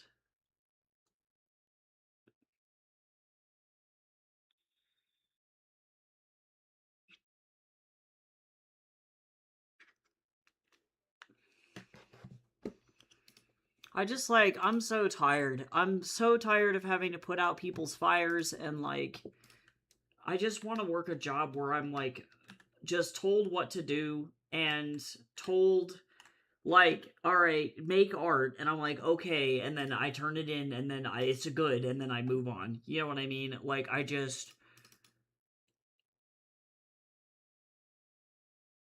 can't deal with these boomers anymore. I'm so fucking tired. I've been rejected from every single job I've applied to in Canada or ghosted, so I'm like, I am trying to not be demoralized as fuck, but I am slowly running out of steam. And then that's going to be kind of a problem because if I can't get a job in Canada, I have to wait effectively until Jace graduates and is able to get a job. So, you know, I was just like really hoping that my portfolio and all of my experience was finally going to be enough to be able to get me a job, and the answer is no, apparently not. The competitive pool is just really, really tight, so I guaranteed him, even though, like, I'm making it past the first initial screening, I'm being passed up for people who have industry experience, and so because I've never worked in the industry, I can't get a job, but I can't get a job in the industry to use on my resume until I get a job in the industry, so it's this, like, fucking horrible Ouroboros of, like, you need to have an in the industry, and I'm like, okay, well, how? You know, like, how am I supposed to just, like, manifest industry experience when they won't let me in? Like, it's fucking crazy. So it's looking like, unfortunately, my job is either going to be the same, where I'm going to continue to work for Pubvendo, and then, unfortunately, not be able to work for the school, so my rent is going to be really, really, really tight. Like, insanely tight. Or I'm going to be, oh, whoops. Working, like, retail. And I'm trying to not let that be the reality because I don't think I could physically handle that. It would really suck to be just like another millennial with 4 degrees working at like fucking H&M because I can't find a job. Like that's literally a nightmare scenario there. So we're trying our best to avoid that, but I can only apply to so many jobs.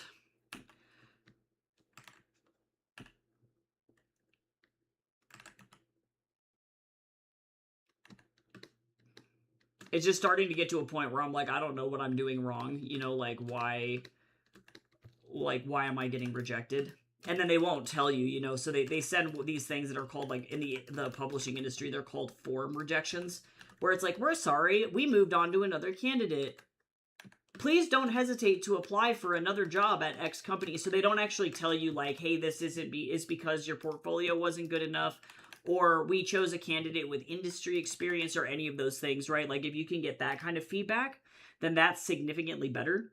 And then the worst part is I'm getting rejections from small studios that are like, oh God, we really like your portfolio, but we just don't have the room. So I know it's not my portfolio. I know it's not my artwork specifically. So I'm like, okay, am I just literally effectively in line behind other people with like 40 years of industry experience, and until they're dead, I'm just not going to get in. And then by that time, I'm going to be fucking 60 years old. Like, what is going on? And there's no way for me to know. So I have to just sit in this like hell of rejection sensitivity and like gray area, which is really shitty.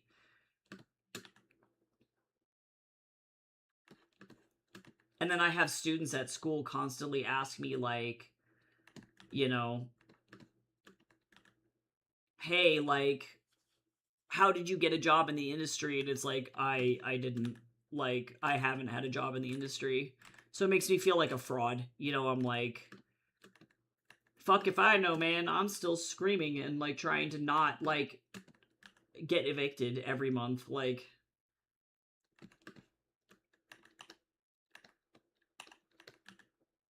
I'm literally like one mistake away every single day from not being able to pay my rent, you know?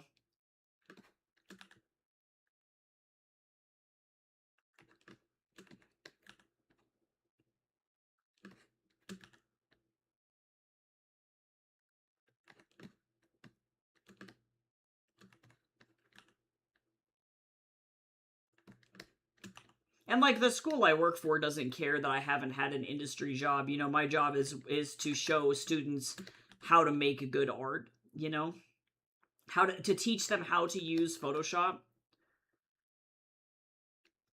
And teachers with more industry experience get, you know, preference over other jobs, like doing senior portfolio reviews and all of that other stuff. And that's fine. You know, I recognize that I'm not an expert in a lot of stuff in the industry. I'm a great illustrator, and that's all that I do. But it is really awkward to talk to students, and they're like, "How do I get in?" And it's like, bro, at this point right now, you like, if me with my quality of art and my portfolio, I can't get in, I don't know how to tell you. You sure as fuck ain't getting in. Like, unless you get really, really, really lucky or specialize in something that the school doesn't even teach you. Like, I think about how my friend Naomi Campbell, or not Naomi Campbell, Naomi Watts, that's her last name.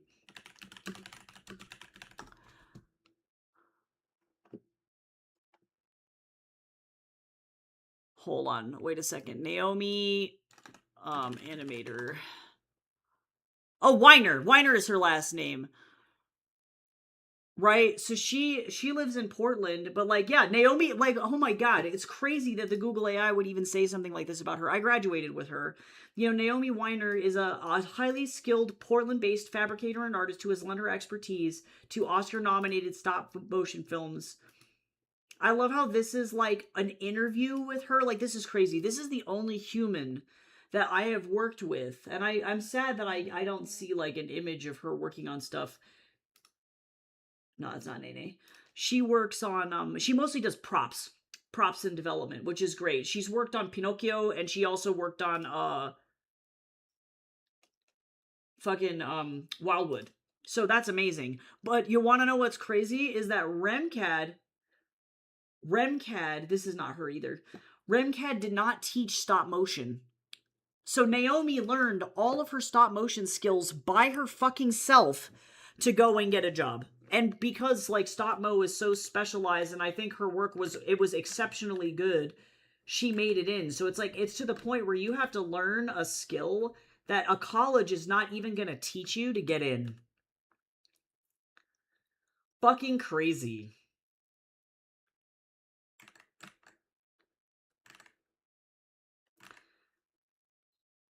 So it's just it's a pretty abysmal place to fucking be. I don't know. It's really hard.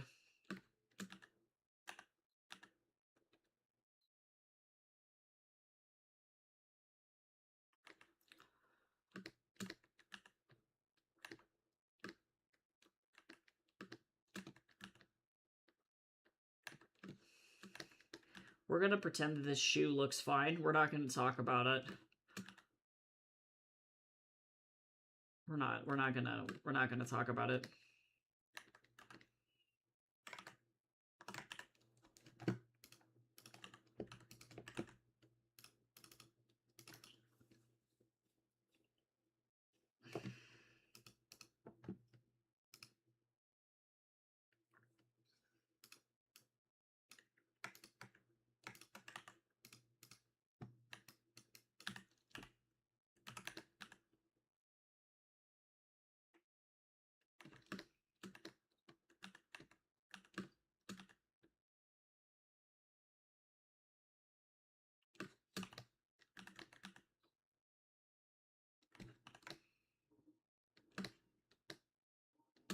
Yeah, like unless you're a nepo baby, there's no hope. It's like it's I think less about being a nepo baby and more about already having a connection in the industry.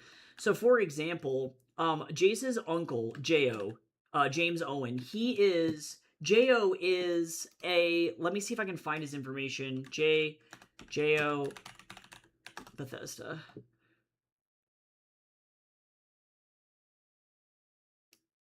Okay.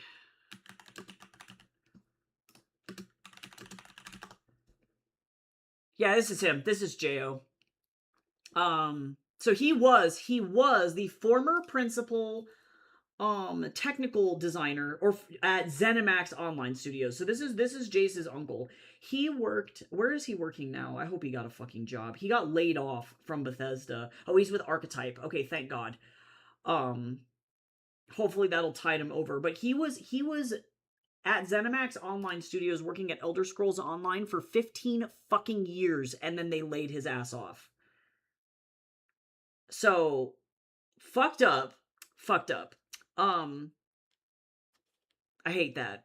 I hate that shit. So, thinking about that, the closest that I've ever gotten to a job was Jo pointing me in the direction of Bethesda Online Studios when they had a writer position open because he was like, "Hey, I know that I was at the time, your fiance is in this. Does he want a job?" And I was like, "Yeah, let's fucking go." And I got so fucking close to getting in there, and then Bethesda did a bunch of layoffs and then just hired internally, or they closed the position.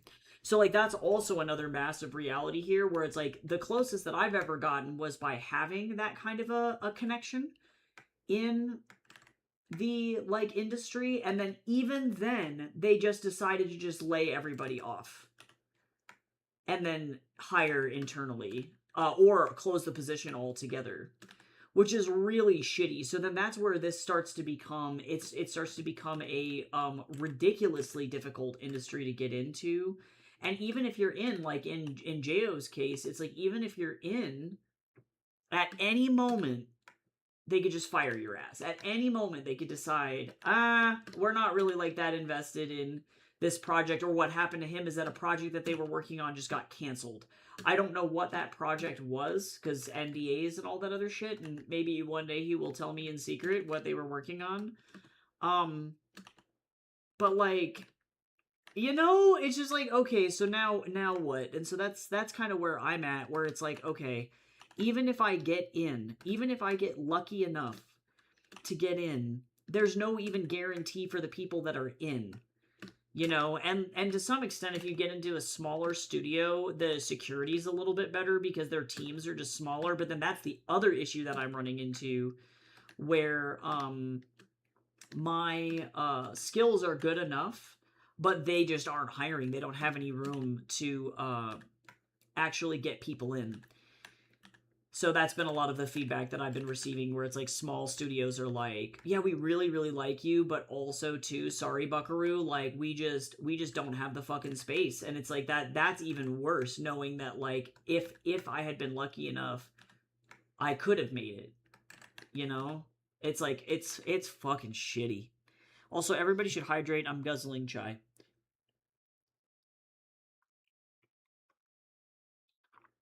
I'm hoping that this chai fills the depressive void deep inside me. It's not really working, but I can just kind of like dream, you know what I'm saying?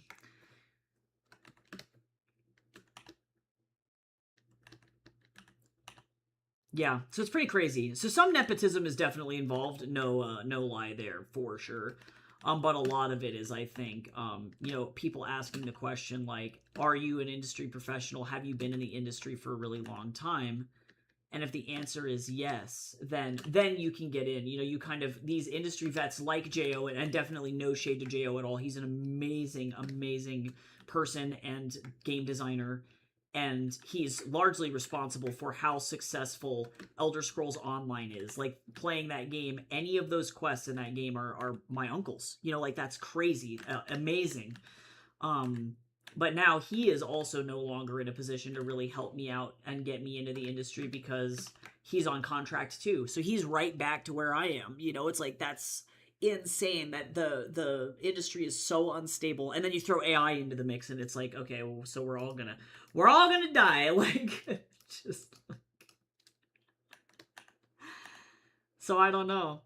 I'm probably going to be getting a teaching job, but then what's pissy about that, and very delicate just in general about that, is that I can't get a teaching job until like the fall when they start to hire those positions. So I can keep checking, but like I don't know if it will be anything that I can get before I move. So the instability is like insane. Hi Ritsu, how you doing?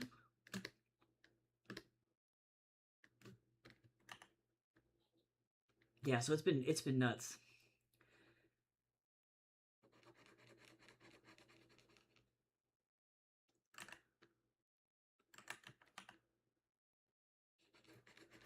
Just really fucking depressing.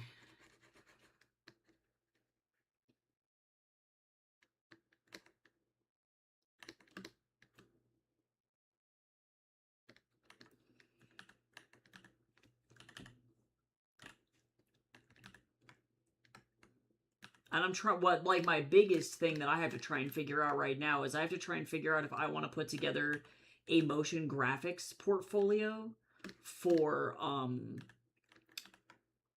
a Thinking Ape, and just kind of go for it. Like, just put together 3 pieces and be like, look, this is not my specialty, but I am trying so hard to get an in into the industry, and then just kind of cross my fingers and see if it'll go. So that might be something that I do. Like, the main issue with all of this is that I'm having to try and like figure this shit out, all while also trying to actively move to Canada.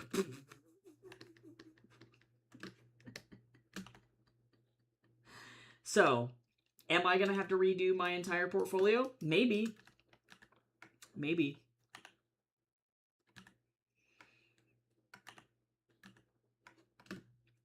I am alive. That's what all I'm gonna say. Shit's bad. I'm not gonna lie. Not gonna lie.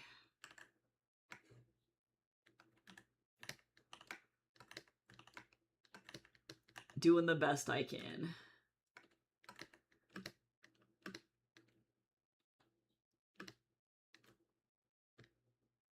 But I am still kicking, so there's that.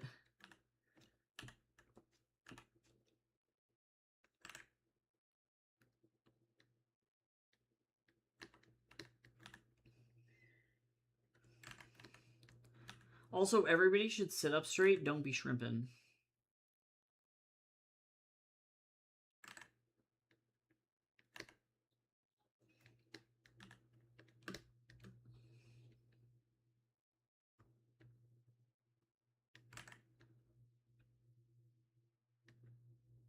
Yeah, it just sucks because I know I was qualified for that graphic design position, but I don't have any industry experience, so there's no way of me knowing, like, was I in the top, was I top 10 out of 400, or was I, 200 out of 400 or 300 out of 400, because they don't give you that kind of feedback. And then there's no real human that you can actually contact to get information back. Like I found with smaller studios, like if I, don't, if I get a rejection, oftentimes those guys are like, we really liked your portfolio, or like one lady with a publishing house is like, hey, this is awesome, you should go over and check out this publishing house instead. And I was able to actually have a conversation with the person, and it's like, oh, you're a real human and I can actually talk to you, versus these big corporations are like, there's literally no contact point. You're just kind of like, hello, and then like awkwardly waving from a distance, not sure if you're talking to like an automated email or not, you have no fucking clue.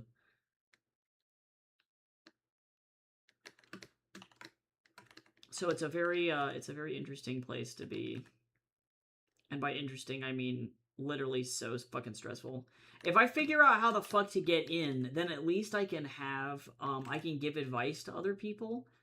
And that's really my hope, is that I'm able to get in, and then if other people are like, how the fuck did you do this, then I have to be like, okay guys, sit the fuck down for the saga, because I'm about to tell you some crazy shit.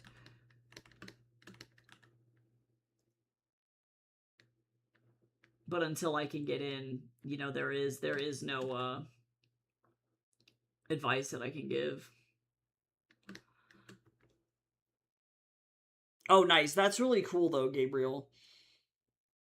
It's, like, so fucking hot. Like, I love the, like, set the thermostat in every room thing.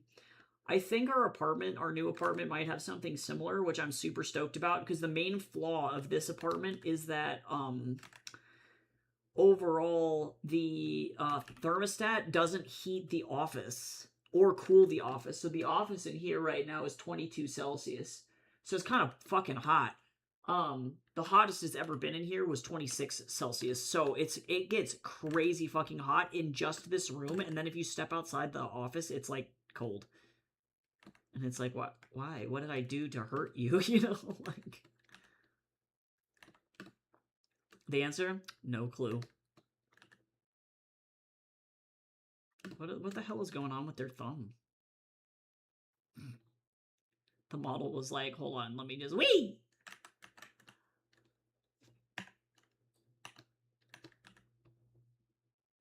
Yeah. So I don't know. I'm starting to get real stressed out, y'all.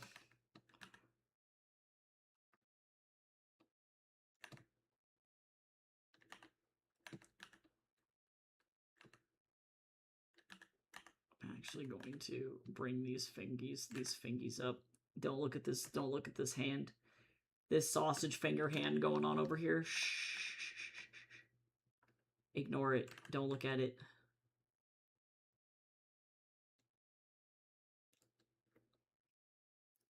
They're beautiful. They're like the hot dog fingers from Everything Everywhere.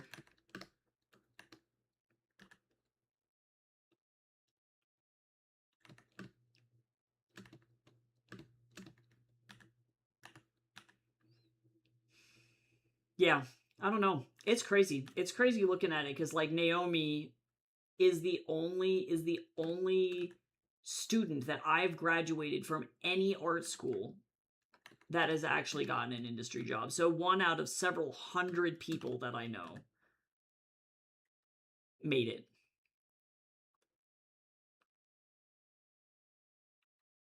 And it's like, no shade to my ex-boyfriend either, because I'm also in a similar position, but like his crowning achievement of the year was finally getting promoted to facilities manager at the college we graduated from. So he does maintenance. You know what I mean? Like that is the monster that we're up against. And I do not want to be the guy whose fucking dream dies, because it's like, oh, well, we couldn't make it, so I've settled. Like, I refuse to be that fucking guy. But also, I got jobs to apply to today. a couple more. Jace found some junior positions, and I swear to God, if I don't get those either, I'm gonna be like, okay, like, what could I possibly fucking have done wrong in this situation? Because junior positions are, like, the most entry-level positions of all time. It's like, that is, like, the bottom of the barrel.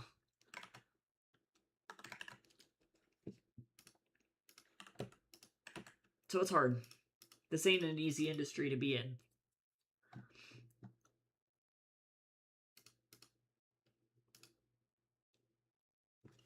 Did that student ever email me back?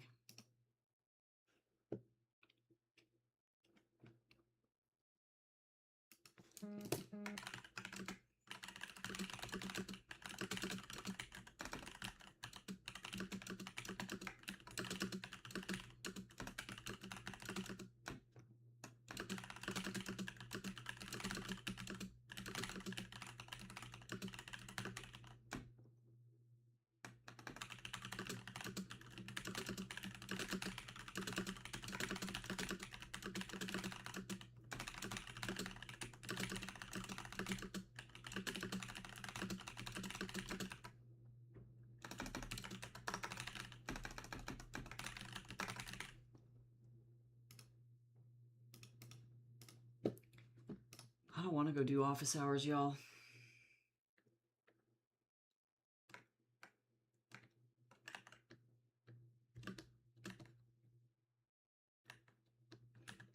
I wish that I could have finished this page, but also I acknowledge that this was a lot of background work, and I'm still not even done with the background. This stupid this one, evil. Evil. Okay. Evil.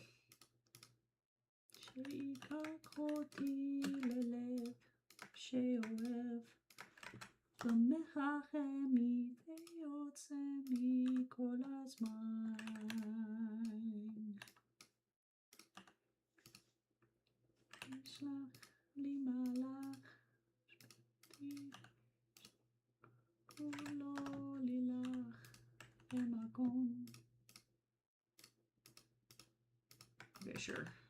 Actually, let me merge all these people together. Alright. I still got 10 more minutes.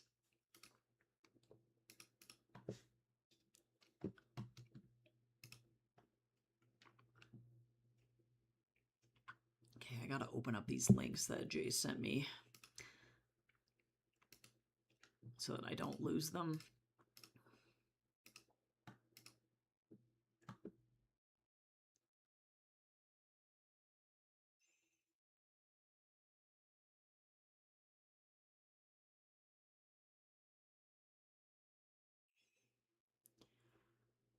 Okay, actually, this one I might be able to fucking actually get in. Jace is an icon.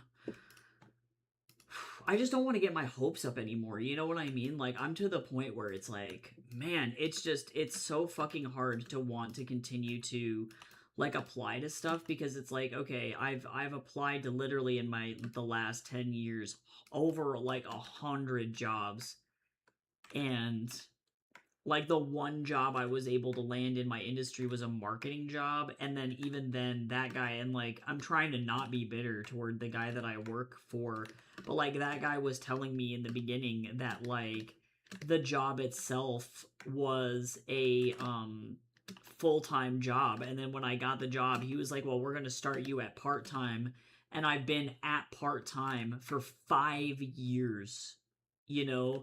So I can't say no to the job. I can't quit, because if I do, I can't pay my rent. But it's like, I feel like I low-key was lied to a little bit.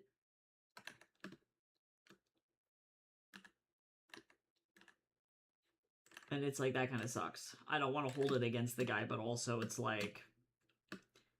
And I didn't sign any contracts or anything saying, like, hey, this is going to be a full-time position or anything like that. You know, that's not how that happened. It was all contract-based. Which is fine, but then, you know, you kind of have your hopes up years down the road that it's going to end up turning into something full-time, and then it just, like, it never does. And I think I'd feel a lot better about this move to Canada if instead of, like, you know, effectively making 16. It's going to put me to a position where I'm making like 16, almost $17 an hour, which is under minimum wage for where I live. And then will be, I think, under minimum wage for Vancouver. You know, so it's like, whee!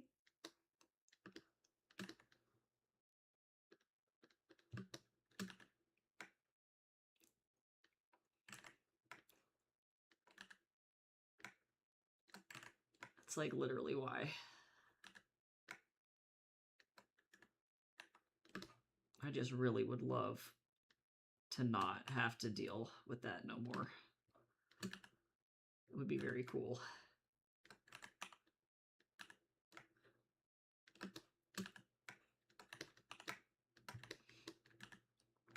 Because at least if I was like a farmer or some shit, like, I don't know, that shit's kind of on me, you know? It's like, I have to figure out how to make the crops do the crop shit. But putting so much faith and so much trust in people and then not really be able to have any kind of fruitful result, pretty insane.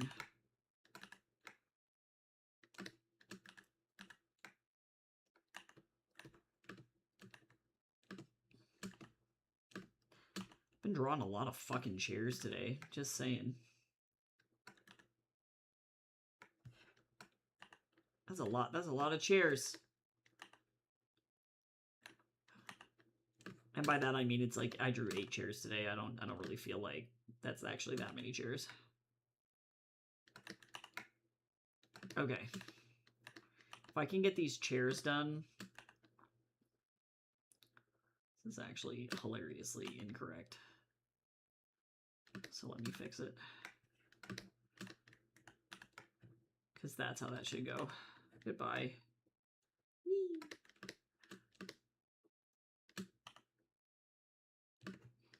So I don't know. Not to be crazy about the industry.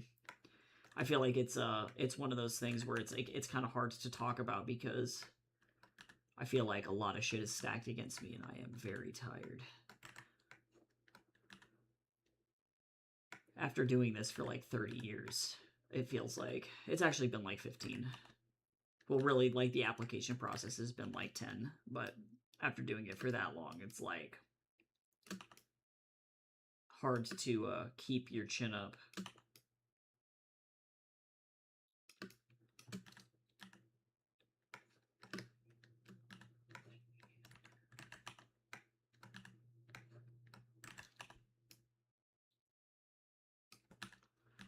What if I just fucking did not include chair legs?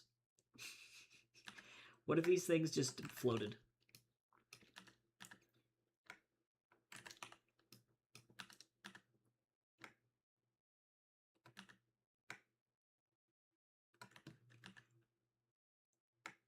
Parents ain't always right. Oh my god, that fucking chair leg's so fucked up looking. Don't look at it. Don't look at it. Don't look at it. The less eye contact you make, the less it can hurt you. Oh my god, that one's bad too.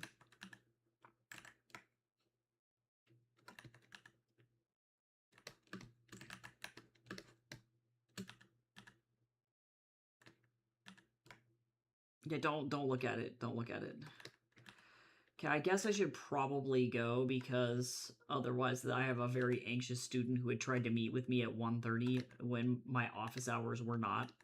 So, I don't want them to like fucking panic.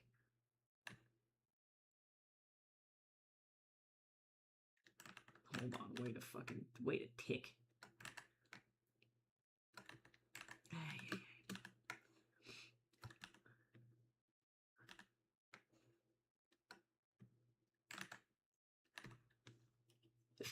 That'll do. Nobody will look at it. That'll probably get cut off in the printing, I'm not even gonna lie. Yeah, it will. It's like, that's in the danger zone. That's like in this, if I blink funny at it, it's gonna get chopped off in the bleed. It's in the nosebleeds over there.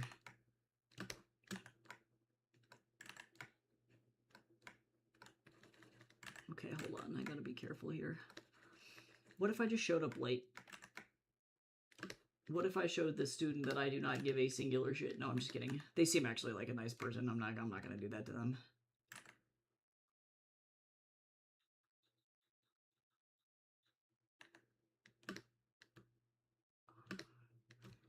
Alright, well, that's probably all I'm gonna be able to squeeze in here today.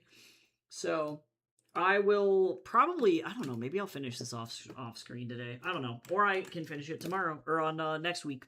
Anything can happen. So I'll be back. Actually, I'm not going to be back on Monday because I'm celebrating the 4th of July that day. And by celebrating, I mean the government abused me and I'm not fucking working and no one can make me. So I'm going to not be streaming or doing any of those things on Monday. So I will be back on Tuesday. And I hope that you all have a good weekend. Don't melt. And I will talk to you all later. Bye-bye.